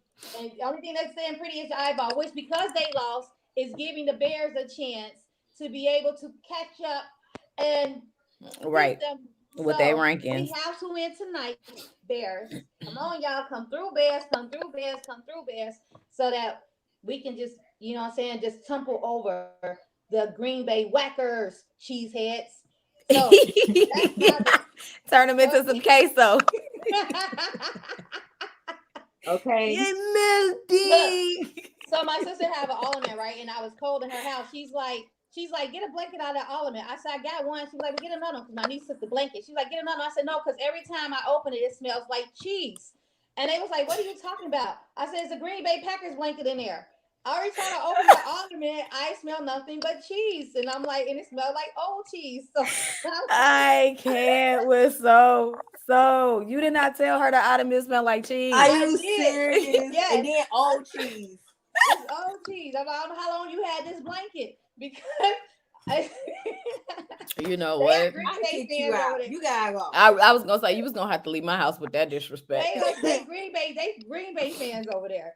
All right. Well, besides my brother-in-law, but my sister and my niece Green Bay fans. So you know they be having. She got a Green Bay carpet and all this little stuff, and I'm like, it smell like cheese up in here, like all kinds of cheese.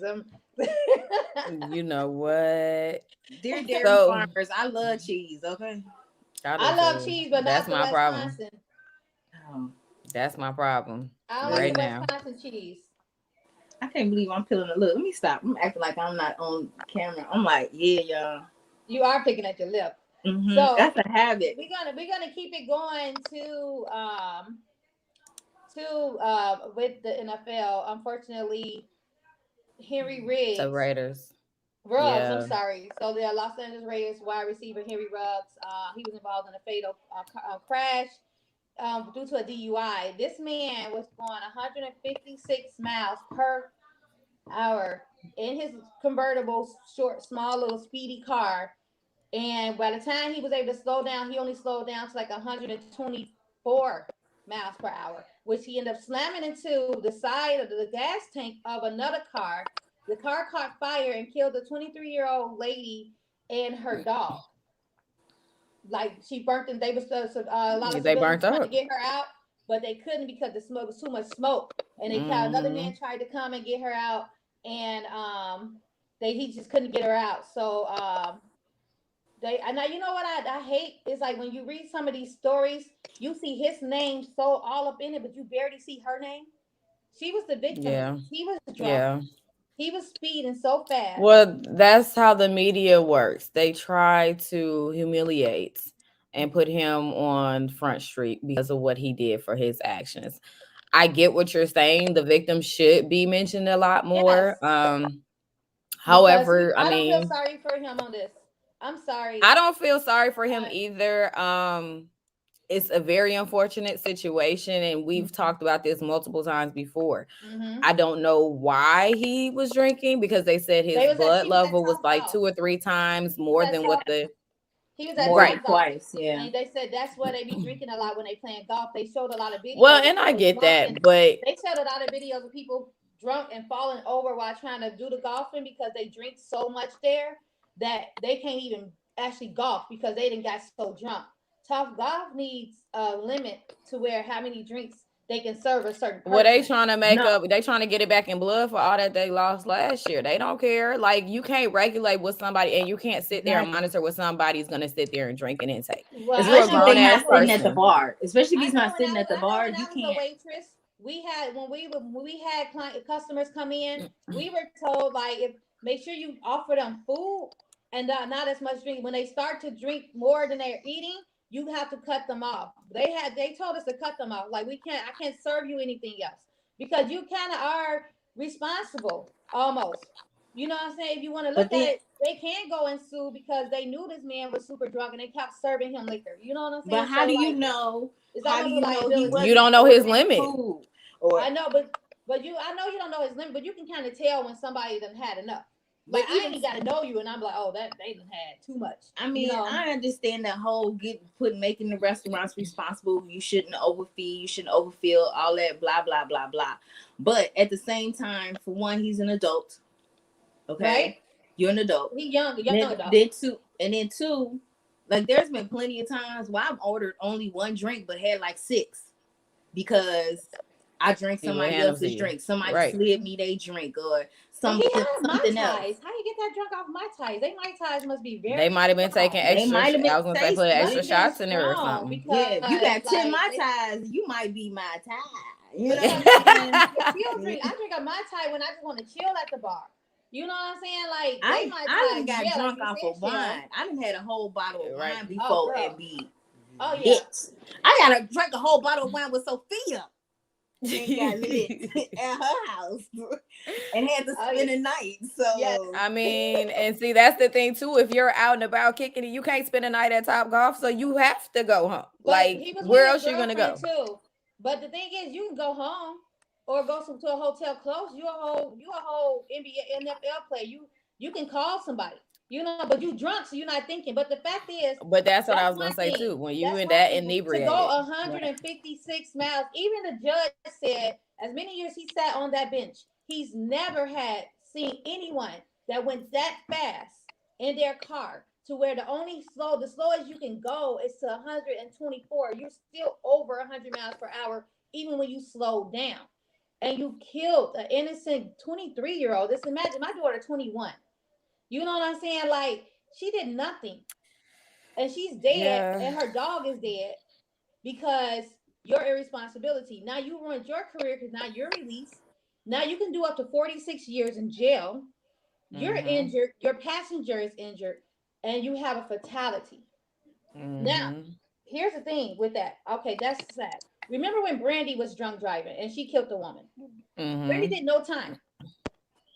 She did no time in jail. She killed Was she some drunk? people. She killed Was she some drunk? people. I No, don't I know don't if think she she was was drunk. drunk. I think it I was was just gonna say an I don't think accident. she was drunk. It was It just was an an accident, accident. It was but it just was an her accident. fault for the accident. I mean, even if it was her fault, She should have just. that's It's different stipulations with it. yeah. Yeah, I but think Being still, drunk, I'm just saying. that's you have an accident. You have an accident. Unfortunately, someone died. You Yeah. drunk and you get Well, behind the she was wheel and speeding. something happened. Wasn't That's she all speeding? on you. But wasn't she speeding? So Even that's if just she like was reckless speeding, homicide. At least some man, some kind of something to let you know, hey, you can't, because it was a normal person. I mean, I know someone who did a DUI and they killed someone and they don't serve a year, like about a And year it's or okay, two. give her a DUI and service. it was a 4-car But it was a pileup on the DUI, expressway. It With was a Brandy? 4-car pileup with Brandy. and then she hit somebody after, and then I think it was Oh, like a somebody chain hit her and then reaction. she hit It was somebody. a chain Okay. reaction, right? Yeah. I thought she was speeding. No. Now it does say she failed to slow down and struck the back of a 2005 Honda at about 65 miles per hour on the California highway. And I mean, and then that I can still understand because there's been times I've been doing something and then look up and you be like, what the? And then just, you know, It's too Yeah. late. I look down at my maps trying to make sure I'm doing, and I look up and somebody brake lights is on, and it's a thing. Oh, that's why I don't drive too close to people though. Like I hate when people drive so close up to people because they steady braking. I do not drive close up to people at all.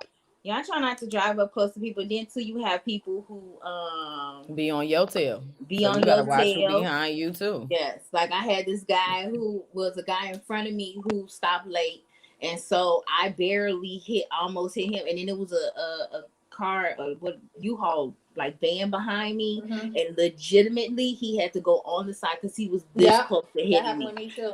So I'm like, so I had a lady do that, and she actually hit me from behind. Yeah, like I literally sat and watched her in my rearview mirror. She swerved out to the side, but she still ended up hitting me in the back. I don't know how, but she did. She ain't swerved quick enough. She does, like, yeah. Slow down. You already late. Like, especially in Atlanta, you don't need to be speeding on the expressway at any time. Behind me, I was in the left lane. I was doing 80. The cop behind me, like right here on me, and I'm like, "Are you gonna pull me over, or what do you want me to do?" So I'm slowing down, but he's still on me, and I'm like, "Okay, he ain't pulled me over yet." So he was like bullying me on the road. I'm doing 80. All right, you want me to do 90, cop, in front of you? I don't know if that's cool because you might pull me over. I'm already doing 80. So I just move over. He flew right past me, but he literally stayed on my butt. If I would have braked, that cop would have hit me from behind. Then probably try to pull me up, say I was speeding or something. But he I had plenty of cops be on my tail, and then I had this one cop. He was on my tail, and then I let him go by, and I turned, and then I got behind him and was on his tail.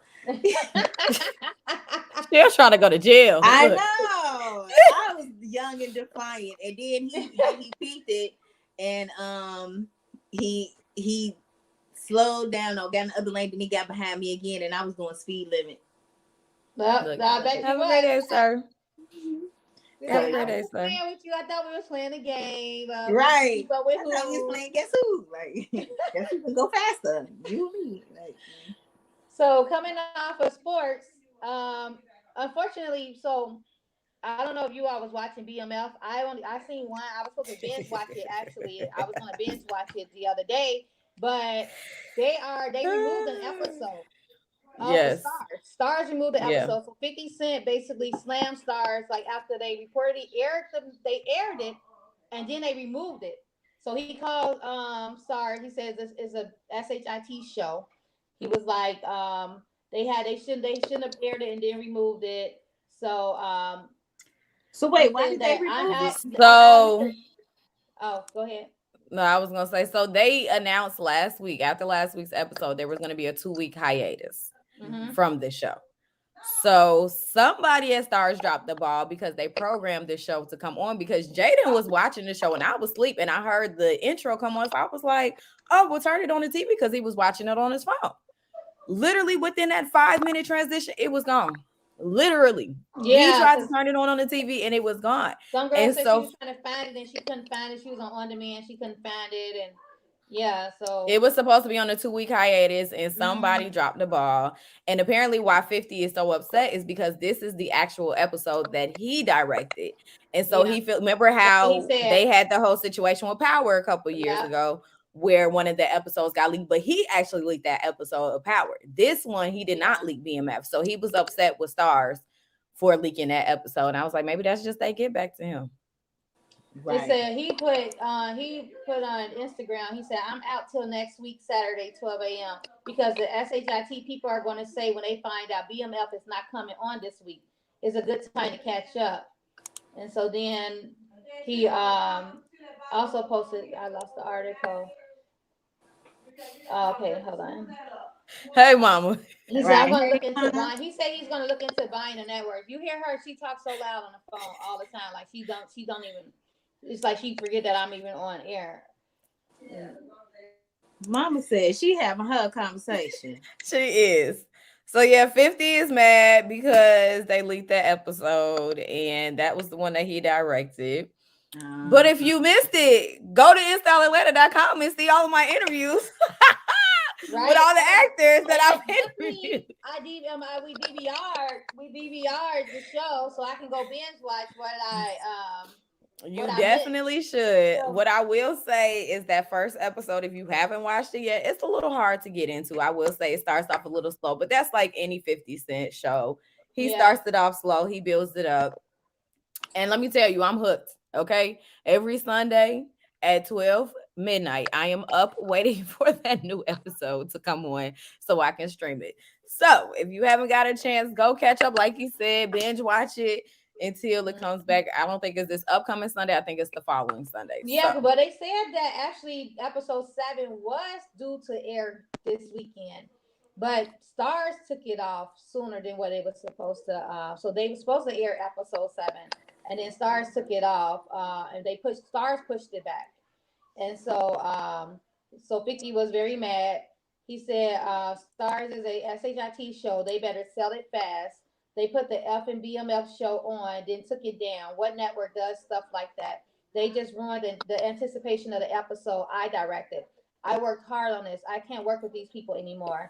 But he said they called and told me they wanted to hold episode 7 back a week so we can roll right into Ghost November 21st. I said, cool. I like the idea.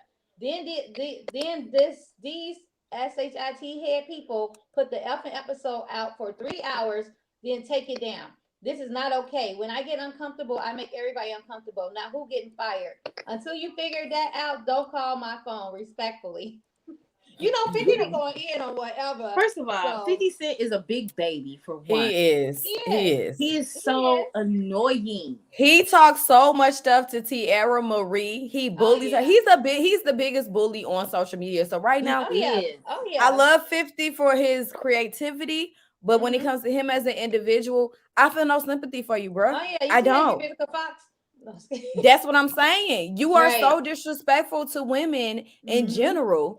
And then you sat here and leaked your own episode on Power a couple years ago. Now you mad because BMF did the same thing to you. My thing is karma's a bit. And if you don't matter, or if you haven't met her, you met her today, bro, or 2 days ago, whatever day it was.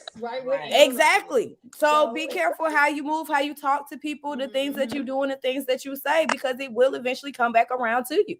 Like it was just a matter of time. He said he's gonna look into buying the network. He want to buy Stars. So Stars gonna be. He said that when he leaked his own episode, and we still waiting on you to buy it, bro. All 50 Cent shows. That's all it's gonna be. All 50 Cent shows is gonna be Stars. Or he just should start his own network at this point. Just start your own network. Want to start his own network because Stars, they're not gonna let him buy Stars. They're not gonna let him buy it. Yeah. I mean, he does a great job. Don't get me wrong with the shows that he puts out there, like all the Powers.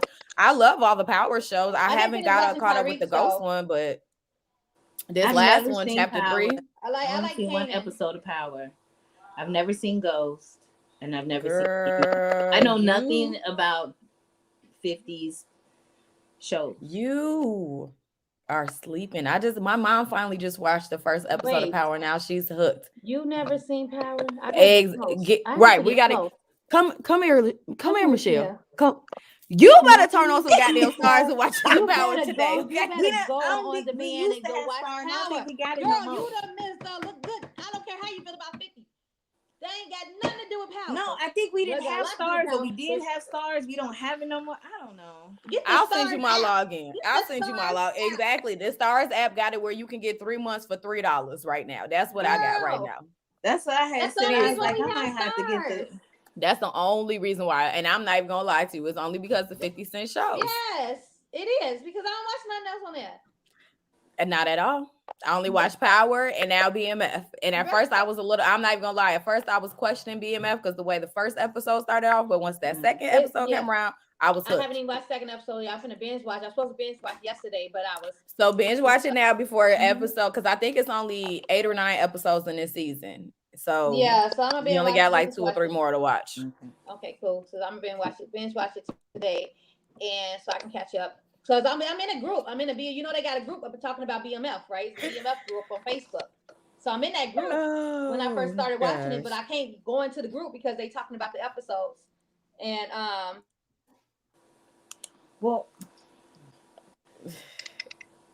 what she put herself on mute. She got something going on. She's talking to somebody, probably her mom. But definitely, Michelle, you need to check out Power. Work your way up. Because I think it's 3 or 4 chapters, or it's 3 chapters right now to it. So, of course, you got to watch the first initial series, which I think is like 5 or 6 seasons. It might be 7. I can't remember. But then you got to go into the second, and now they're into the third, which is the life of Kenan.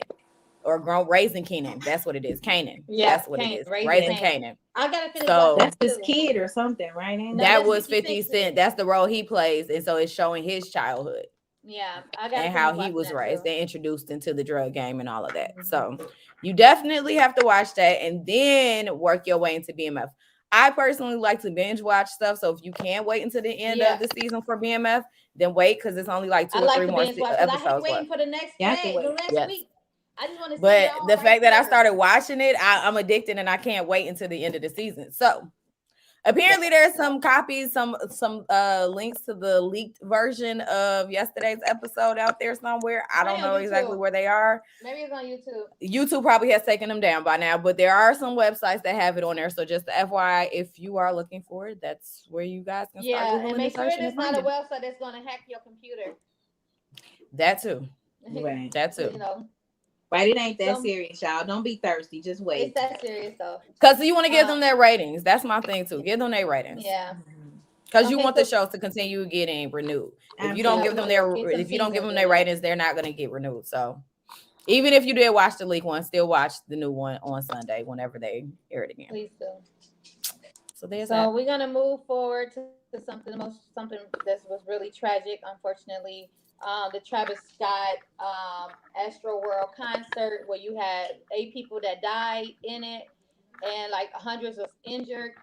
I think 2 of the people that died was from Chicago actually.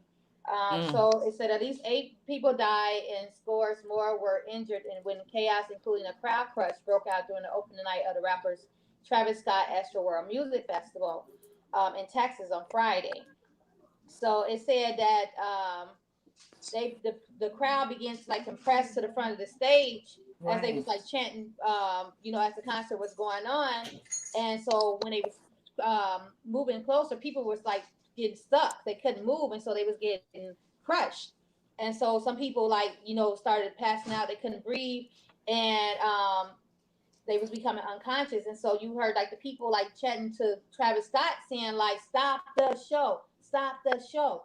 But Travis Scott couldn't hear it. And they said even people got on the stage and was trying to where production was. But then the camera was saying like, "Stop the show." Right. So after a while, I did see that video. He saw somebody on the ground, and he finally was like, "Hold on, we need security over here." And he was like, "Nobody touched him. Somebody's passed out or whatever." He was like, "Get security, get them or whatever." So then he continued with the concert because they for 40 minutes.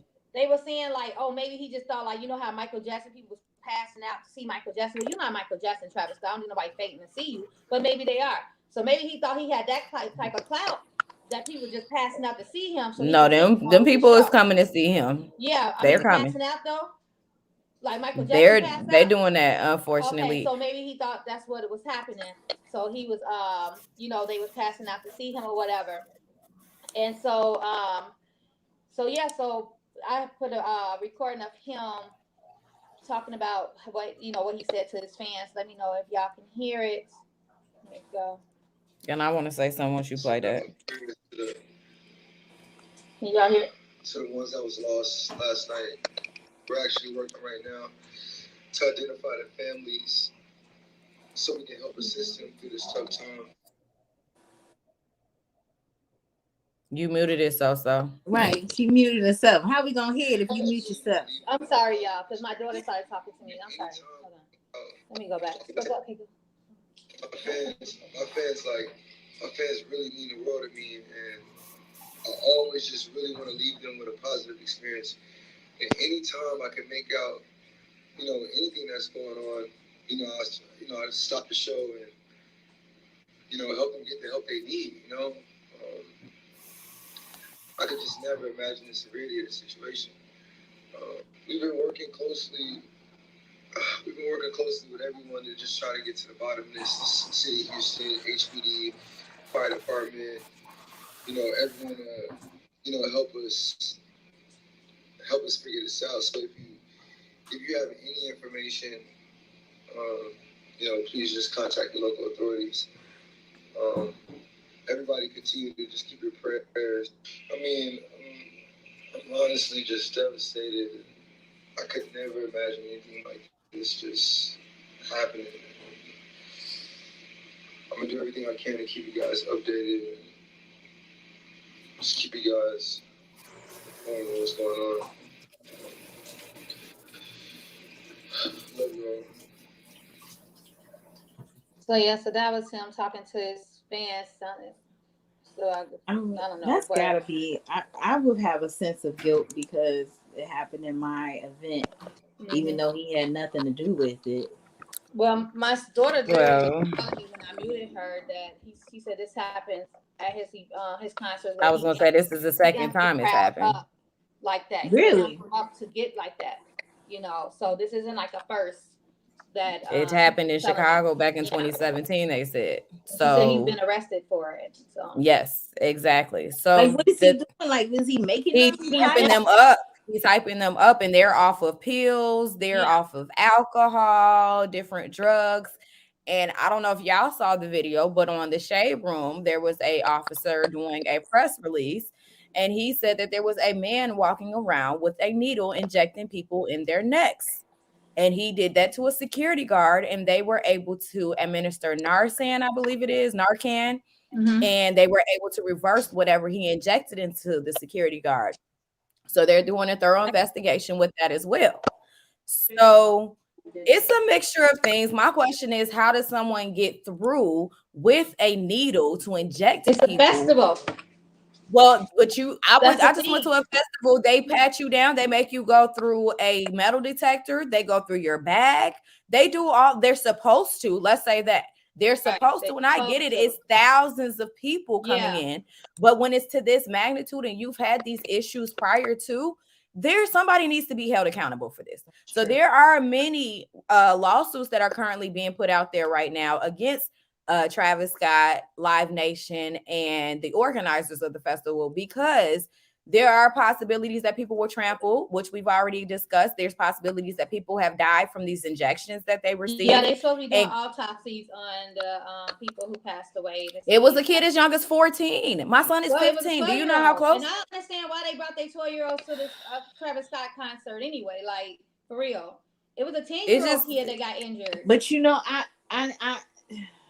I thought about taking James to a concert because I'm like, man, he's never been to a concert, but hearing stuff like this, like, and I'm like, well, what's the worst gonna happen? You got to be selective. Not standing concerts, not because I've been to a standing concert and went to go see Lil Wayne, and they was pushing. Luckily, I wasn't at this stage, but they kept pushing me to somebody who smelled like a horse, and I was so mad. I was like, please stop pushing me to this person. They smells, but. They push up trying to get to the stage. They do, trying to get to the stage. That was my first and only standing concert. I would never go to another standing concert or festival or things like that because this is bound to happen.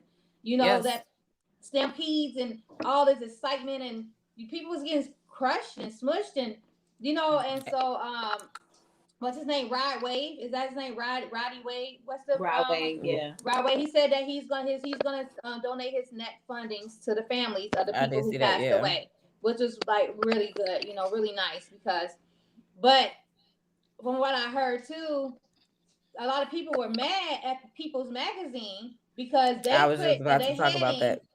Kylie Jenner was safe during the Travis Scott concert. She was her pregnant Kylie Jenner was safe during Travis Scott concert, and 8 others died. Like put the 8 others after Kylie That was Jenner, a and they was horrible like, well, headline. Kylie Jenner, of course, she's safe because she's backstage. Even if she Backstage. wasn't pregnant, she wasn't That going to be was in the so crowd. insensitive. Right. What they got to do with? She have nothing to do with this. And you put the 8 people died after that big heading of Kylie Jenner, Exactly. who was backstage, whether she was pregnant or not, she was going to be safe. She ain't no crowd.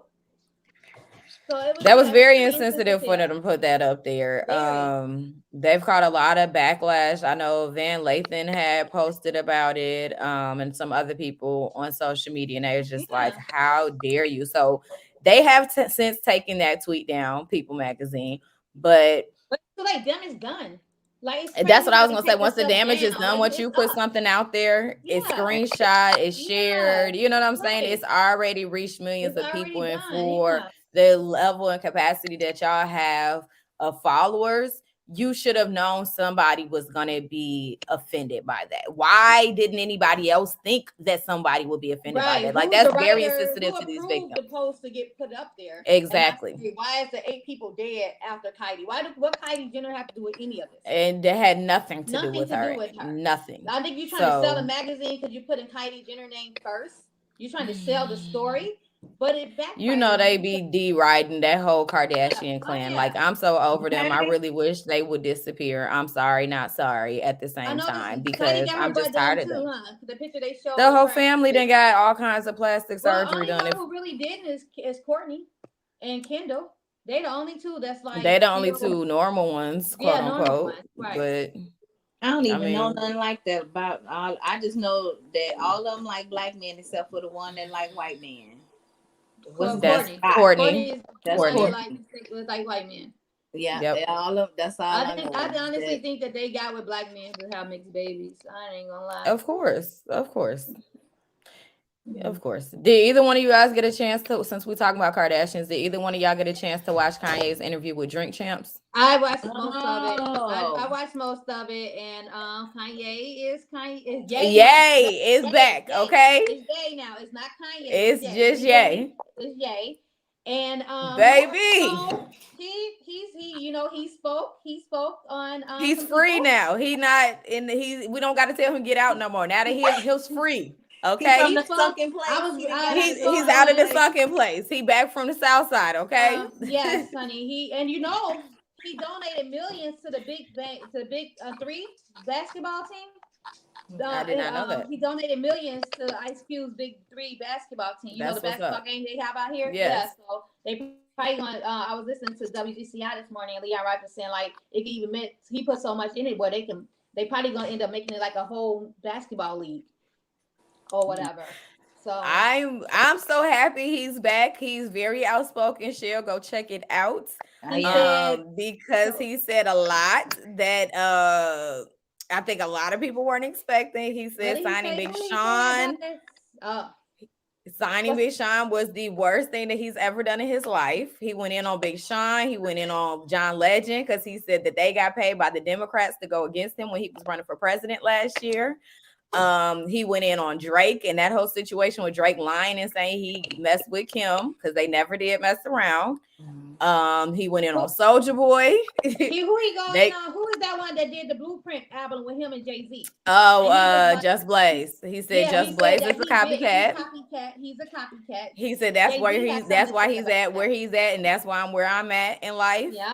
I mean, he was very transparent. He told Kim Kardashian. He said Kim was she out there with what's the one guy named from SNL?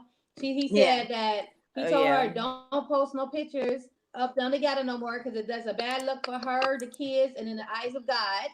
Okay, he said they're not divorced. He's very religious now too. He's been religious, but he's very religious now. Yes. He said they are not divorced yet. So and he still refers to her as his wife. Yeah. And so I heard about that part that Pete she Davidson, was posting the pictures up. That's his name. Pete Davidson. They was holding hands on a roller coaster. She just did one episode of SNL. And then too, when he said he don't know why SNL had her say that they was divorced or whatever, he was like, she wasn't supposed to say that because they're not divorced, and so it's misleading. But like, you was on SNL one episode or however long it took to rehearse, and you did a skit with Pete Davidson, you kissed him, and now y'all together. That probably was already creeping around. Yeah, that was and already. supposedly he got a new 22-year-old girlfriend too. Who, Yeah, Kanye? but Let me see, tell that's you, what I I never think stopped her and believing in Kanye was Kanye. already messing before they became public. I She never was with that stopped one who believing. she fake married. I think she was with Kanye. Oh yeah, what was his name? The one basketball player who he disappeared.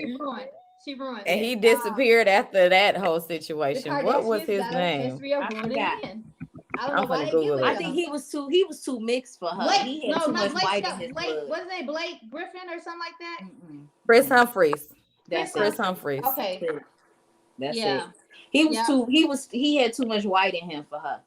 He wasn't Yeah, black. that was just he was too soft I think for they her. made like so many thousands of dollars on off of that wedding or something like that, and it was a whole publicity thing for her. That was like $1 million some wedding, $2 million wedding. Yeah, but they made.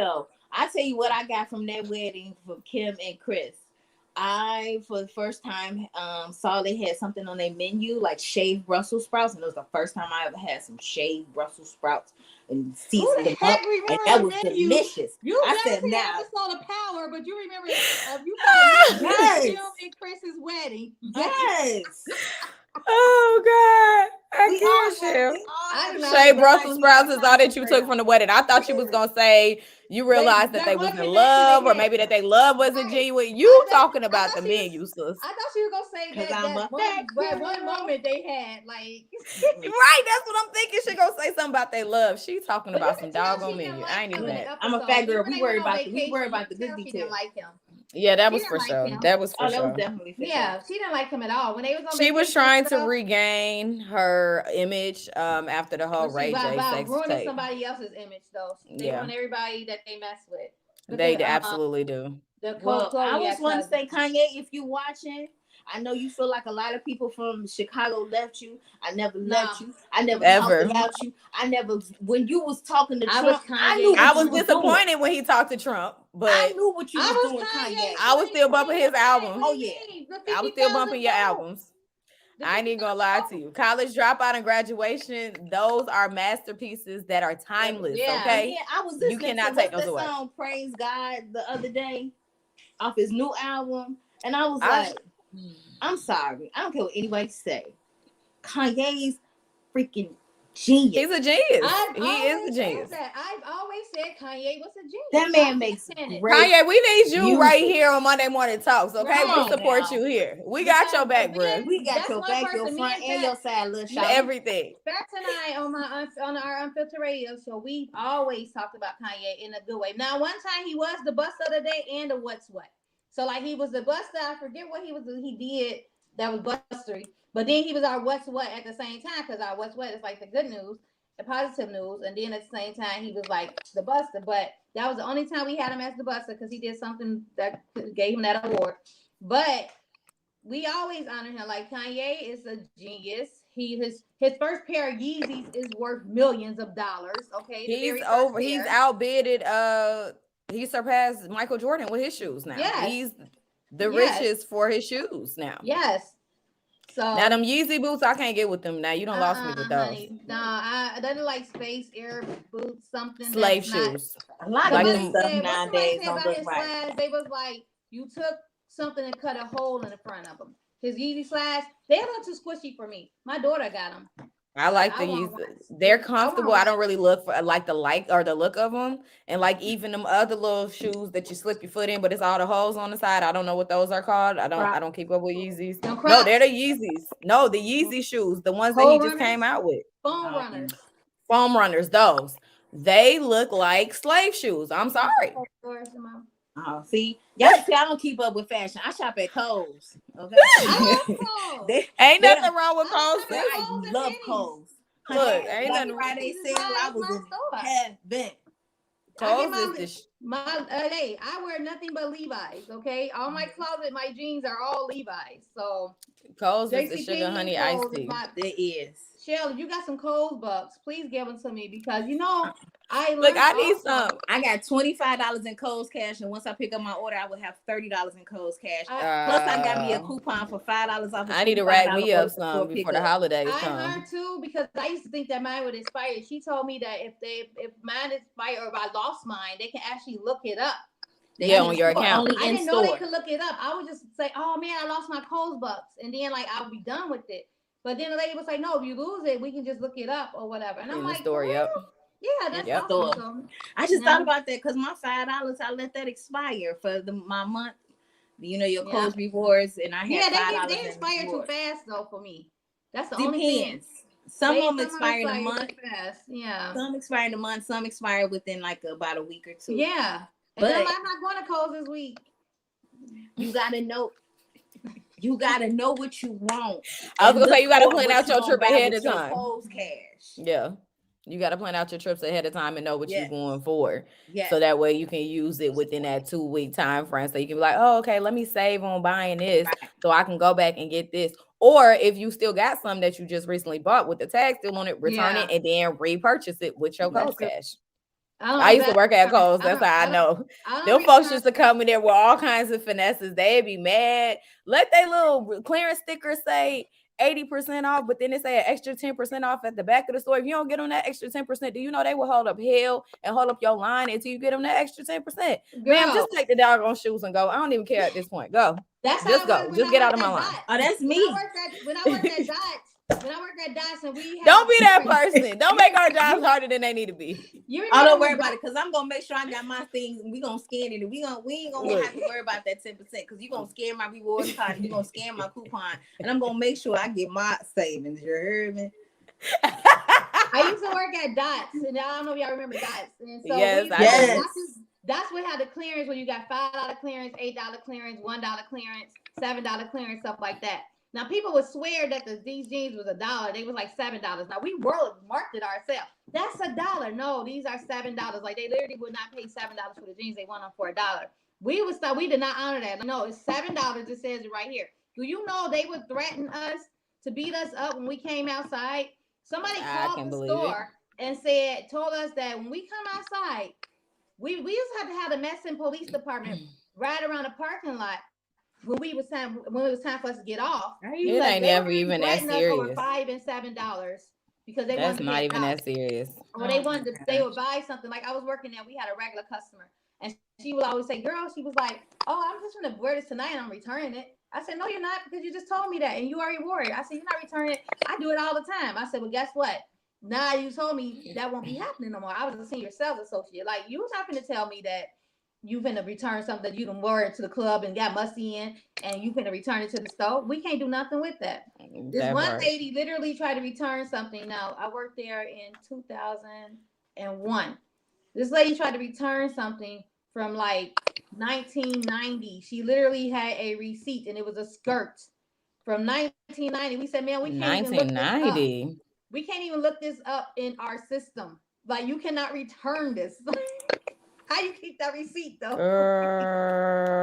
Not 1990. Yes, we was like, what? I was like, how you keep this receipt from 1990? Like 10, 11 years later, you still got this receipt and you trying to return the skirt. You must just cleaned out your closet. Yes. Wow. And found that skirt with the tag on it. Yes. Crazy, man. I can't. That's customer service. You gotta have tough skin, heart, everything. Go ahead.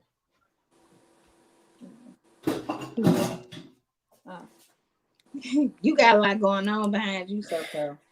No, look, the dog drinking his water. Sound like the a dog, your mama, your baby. My mama gone. My daughter took my mama's place trying to talk to me while I'm on the show. Then the dog drinking his water. Everybody like, all right, you been on here. Everybody got something going on. Right. I went back to work.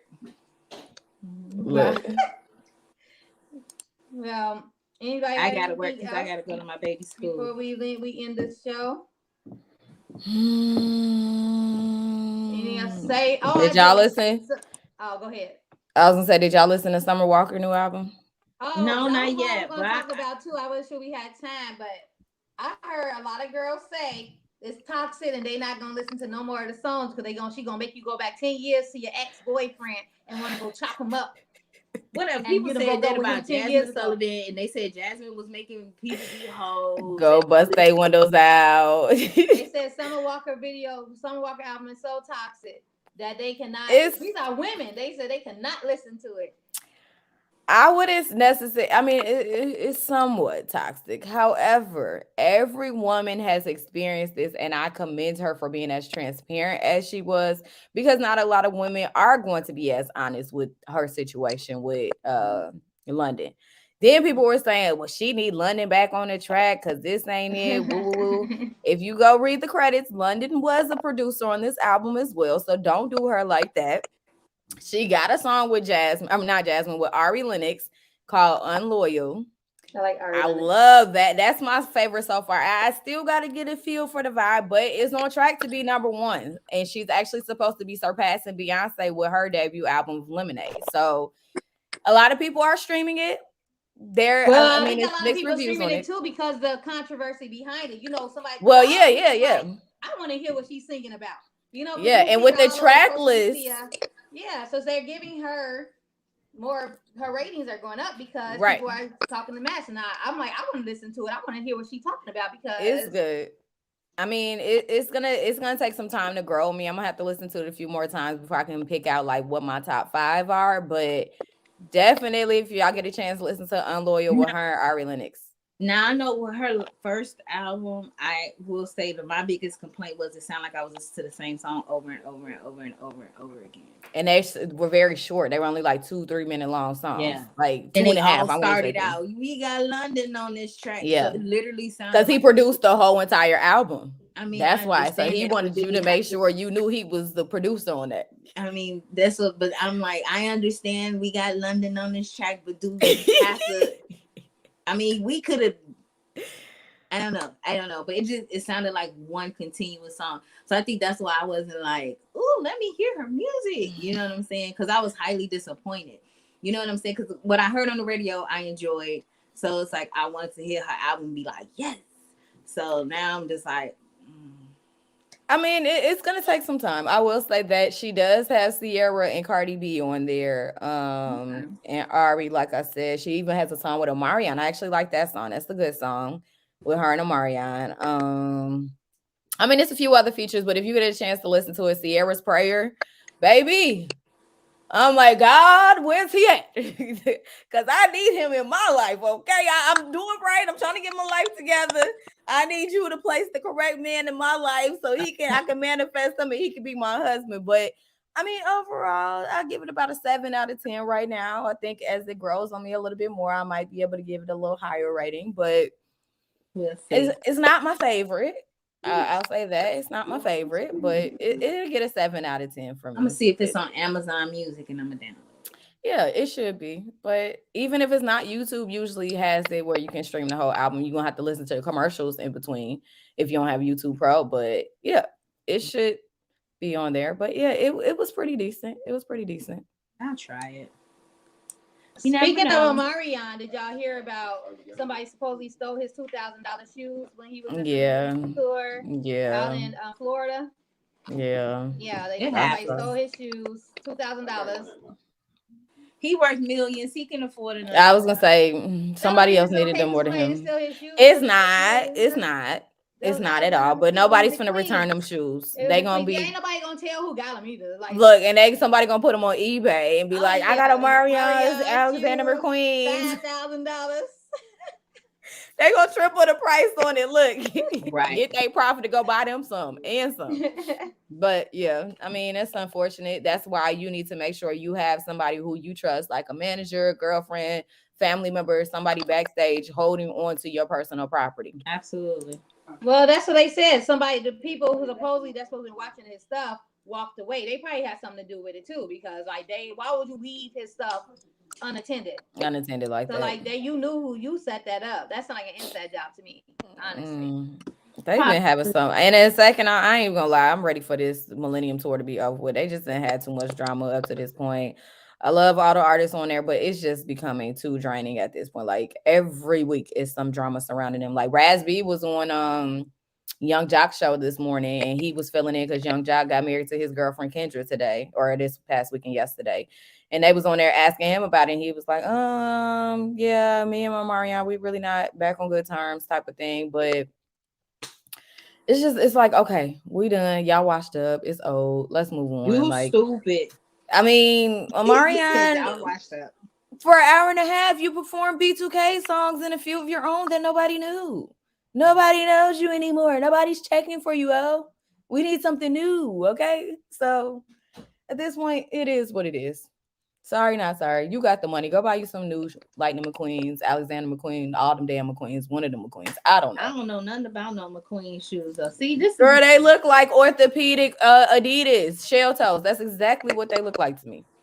They got an extra thick sole on them, and they very chunky and clunky. They look like platforms or some sort. I don't know.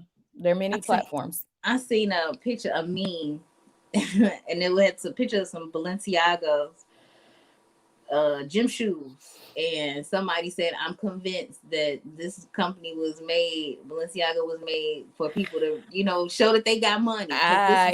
Because those shoes are hideous. I hate Balenciagas. Do you hear me? No, yeah. Them things is about this big, okay? Yeah. This wide. I can't even show y'all in the camera because they that big. Like, how do you not trip over your own foot in them shoes? How? They're huge for no reason. None. No reason. I just think, I don't know. I'm just over it. It's the cloud chasing and wave riding. Like, okay, I'm here. Sorry. I can hear. You've been having technical difficulties all day long. What's going on, sis? Right. Yeah, I'm over the Balenciaga, all of the name brand, high-end fashion that's just coming to a point where it's just like they just putting anything out there. And like you said, Shell, people just buying it to say that they got money, and it's annoying at this point. It is. And that 10K that y'all still running through, 20K, 40K, get rid of it, because we tired of seeing y'all with y'all stolen government funds buying stupid stuff. I'm over it. I'm over it at this point. Still over it. Like Summer Walker said, I'm still over it. Yeah. I don't want to hear no more about it. Yes, I'm over it all. People are. That's why I shop at Kohl's. That part. Look, I live in my price range and shop in my price range. That's it. That's all. And some people say Kohl's is expensive, but I love Kohl's and JCPenney. Kohl's can be expensive because my you go to Penny's, you can buy one, get one for a penny. Yeah, no. See, they have their shirts. They have some of their shirts sometimes, buy one, get one for a penny. And then Penny's give you have your points at Penny's too. I get all my Kohl's Levi's. One thing about Kohl's is they always have a men's Levi's on sale to buy one get one half off, or buy or 30% off, 40% off. They don't really never have a women Levi's on sale, and all I wear is Levi's. So Penny's always have their women's Levi's on sale. Because you gotta try their other jeans. I know, but I Levi's fit over me so well. They make my booty look nice. Also got that dunk. That's all. They also got that dunk back there. I was gonna say, make your booty look nice, honey. Your booty was already nice before. That part. But they make it look nicer. But yes, but it's like you can dry them, you can wash it. They don't fade. Like besides the black ones do sometimes. But the black ones, that's the only. Yeah, ones. That's the only ones. But I don't want no other jeans but Levi. I don't care what the brand is, what the designer is. Like Levi's is my jean, my closet pool. And so, but JCPenney have them on sale all the time. The women's on sale all the time. Buy one, get one half off, or 40% off, or something like that. But Kohl's don't be having a women Levi's. It's like they discriminate against the women Levi's because they men Levi's are always on sale, but they women Levi's are hardly on sale. So that's why I have both stores. Huh? You probably the only one buying them. Well, they better get with the program. I need to be a spokesperson. I need to be a Levi's model. Go to a Levi outlet. Right. I know. I never thought about that, but I go to Penny's because they always have a sale. The Levi t-shirts, the Levi jean jackets, the Levi jeans. Okay, I got one more thing before we get off of here. Did y'all hear that the city of Atlanta 911 call center is down? So people cannot call 911 or 311. Shut up. That's I don't so know. scary. I'm trying to figure out what happened, but I think somebody might have hacked into the system. All Keisha Lance Bottoms came out and said that it got damaged and something. I don't know. But That is so Oh, scary. somebody about to do some dirt. That's so, yeah, that y'all finna get purged. God No, forbid. I'm this not gonna is say that. crazy. they I'm get not gonna say hurt. that. I'm in Cobb County, not Fulton County. Let's get that straight, okay? Look, and I'm down on the south side, so therefore that don't affect me. Everything's gonna be I'm on the south fine. side. Everything's gonna be fine. Yeah. We're gonna Somebody speak got with somebody doing some positivity. dirt.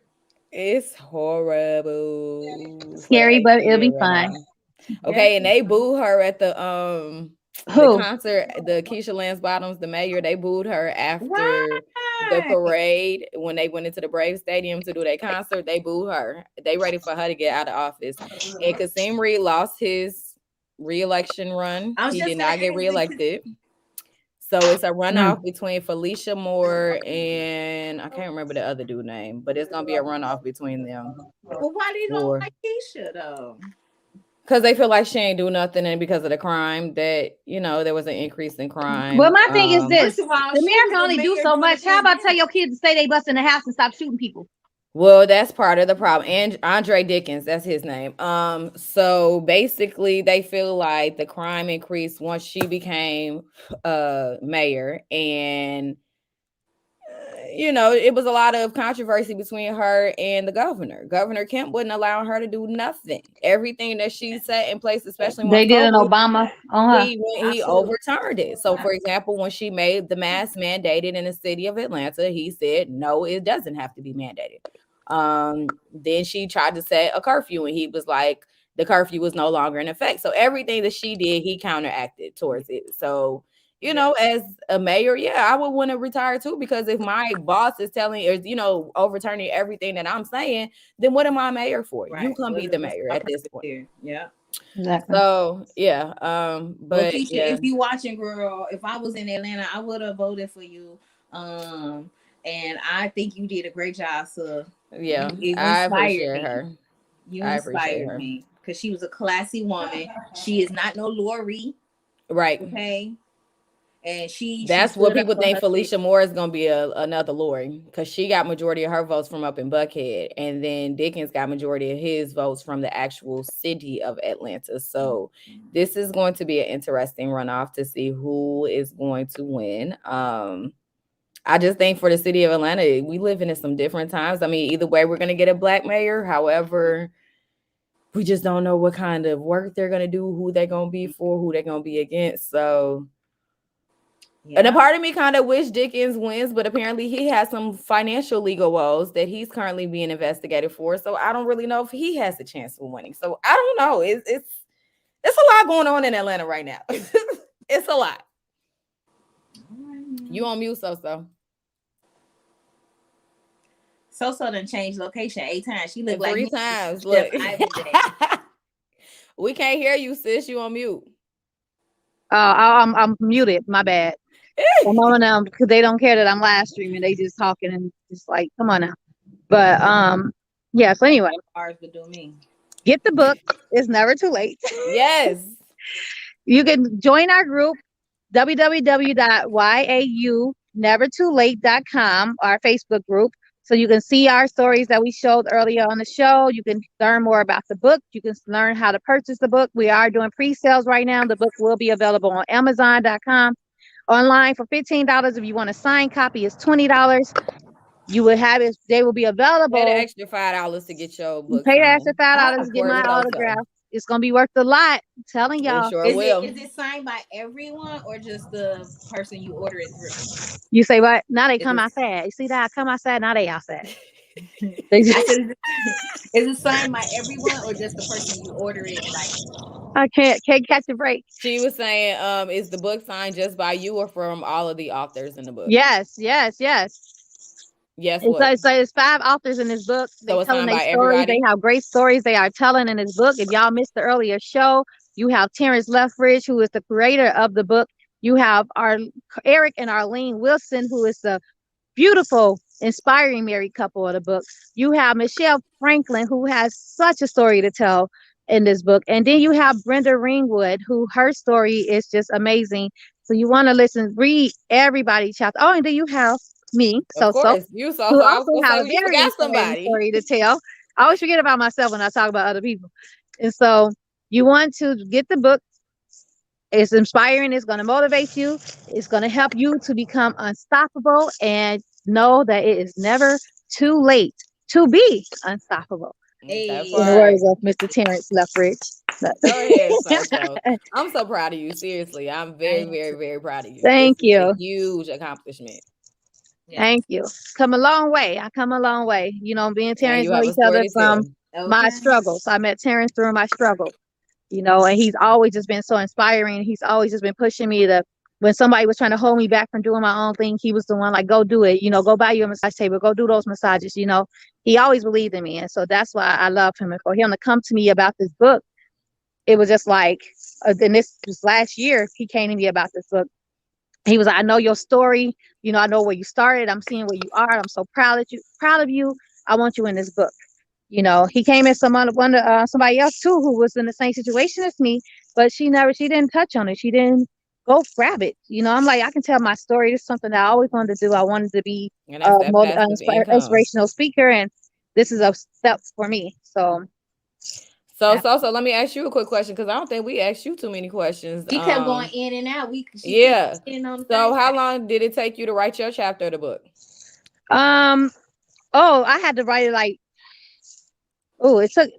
But like I said, he gave me some questions. He gave us questions to answer to make it kind of easier for us. But it took me a minute to do my draft. Like it probably took like a couple of months to like do my draft just for that one chapter. So then I did the draft, and then he told me like I want more. I need more. I need to, you know, tell your story. People need to feel your story. So I rewrote it. And then he had somebody who wasn't able to do their chapter in the book because it was, I think, 6 or 7 of us at the time in the book.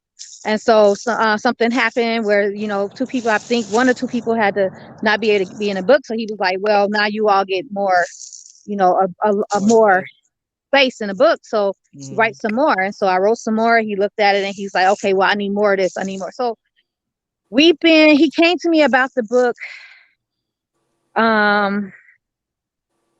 Sometime last year, like, was it early last year? Like, right? I opened my spa in August, maybe September or October of last year, maybe something like that. Okay. And so then I really started writing probably. So you was in school working on this book and you ain't said nothing.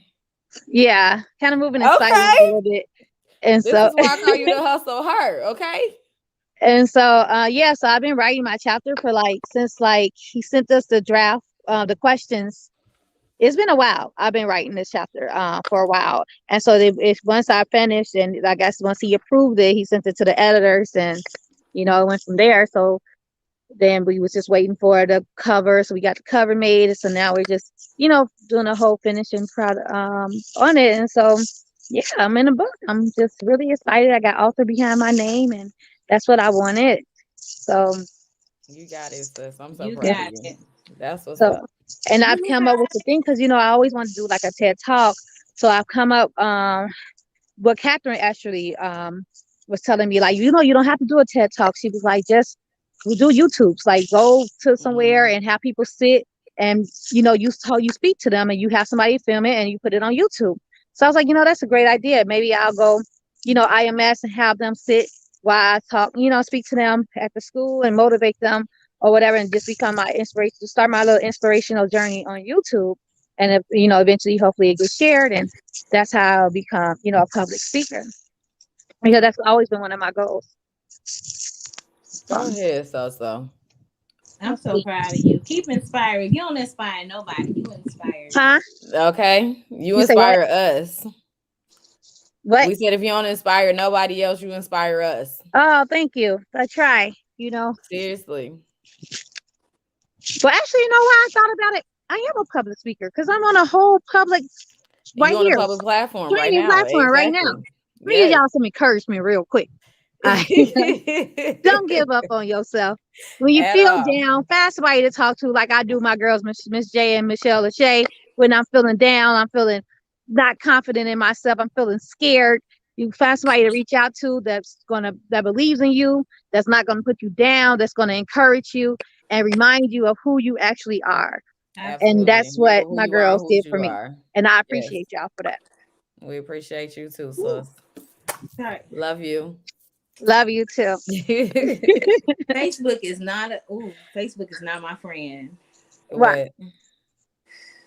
Child. The look, they know I'm trying to be good, and then they put this people you may know of this. They trying to suggest somebody as your friend that you trying to cut out. Just say No, Facebook. I ain't I trying don't to know cut them. out. But baby, look, I'm cover his name. Can you see that? Can you see the face? You gotta move over. Oh, you see that? Hey, beer gang. Yeah. Come here, beer gang. Lips. It's the chocolate beer gang for me. And he looked like he bald. They know I like him. So guys, I'm gonna take the big leap and to New York. I was talking to my cousin yesterday, and he was like, "Whenever you're ready." So I'm just waiting on some things to get transferred over there, and so I'm gonna go ahead and take that big leap. You do it. It's scary, leap, but I got people out there. I got my family. I got my bestie, and I got somebody that I met on the birthday out there that we just little secret. Yeah. So you got this, sis. Huh? Yeah, you got this. Look at me, okay? I was scared to come back down here, but look at me that's what flourishing. inspires me. I'm like, look at Miss J. She took that move from Chicago, and now she out there, doing what she want to do. And I'm like, I just need to get out of here. I need to get away from here because I feel like I'm so stuck here, and it's nothing. Yes. It's too saturated. Yes. It's Every industry in Chicago is so it's too saturated. Yes. You got to step out on faith and take that leap and just go ahead and follow your heart and trust God, because I feel like he doesn't put us in situations for any reason. He doesn't present opportunities for us not to take them. He presents them to us for us to take them. Absolutely. That's a part of being an opportunist, okay? So be an opportunist and take every opportunity that he gives to you, okay? Because if you allow it to pass you up, you may never, ever get it ever again. And I sincerely mean that from the bottom of my heart. You got our support all the way down here in Atlanta. We're going to be coming back and forth to come see you. But I agree. I feel like anybody who is trying to progress in life, you have to leave your comfort zone. And Chicago is the comfort zone for all of us. So, you have to step out of that environment and see what else is out there. Just like Terrence was just saying when he was just on here. Some people ain't even left their block. Some people ain't even left their city, let alone their state.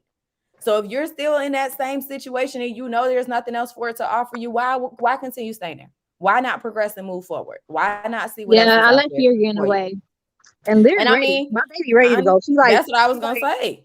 I told my baby, because I'm trying to find reasons not to go. I'm like, you sure you want to leave in the middle of school year? Because they already got friends in other schools, and you got your friends in 7th grade, and I want you. She was like, we can leave. I'm like, dang.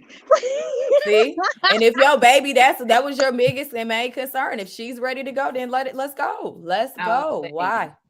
What you out of the mouths of babes? Obviously, she's been raised by someone who's taught her that it's to take a leap. There you go. You got it. You got it. I'm trying to think about. I gotta go before winter, because I don't want to drive. I'm driving out there, of course. So I gotta bring myself, so I don't want to drive out there in the snow. So it's probably gonna be after Thanksgiving. This is I gotta make sure.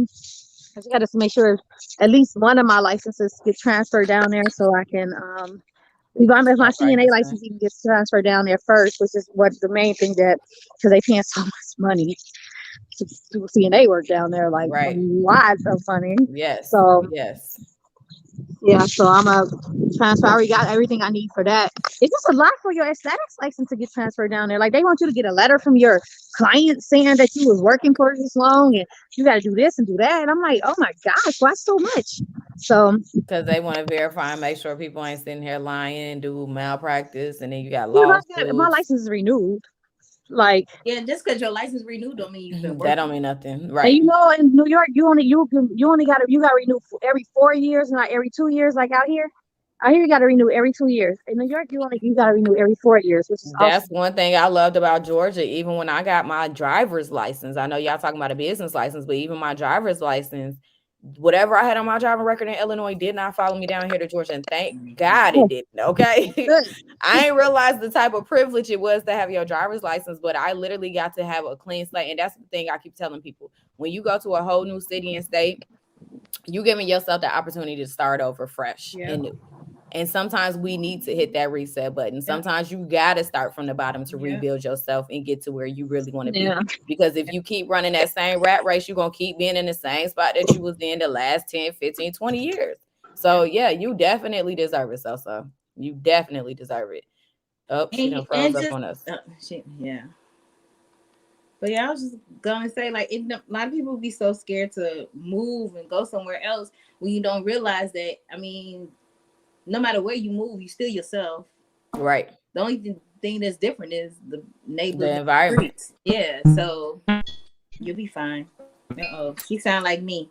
Right. Here come the aliens trying to abduct her now. Okay. They abducted me, so now it's her turn. They abducted you, So.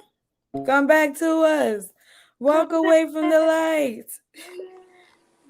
Come back. There you go. Maybe not. Maybe. So. Yes, no. Nope, she's gone. She's gone. Well, we all right on the show anyway. I was gonna say we've been on here for 3 hours, literally. Well, 3.5 because we was on here 30 minutes before. Right. Thank y'all for tuning in with us today.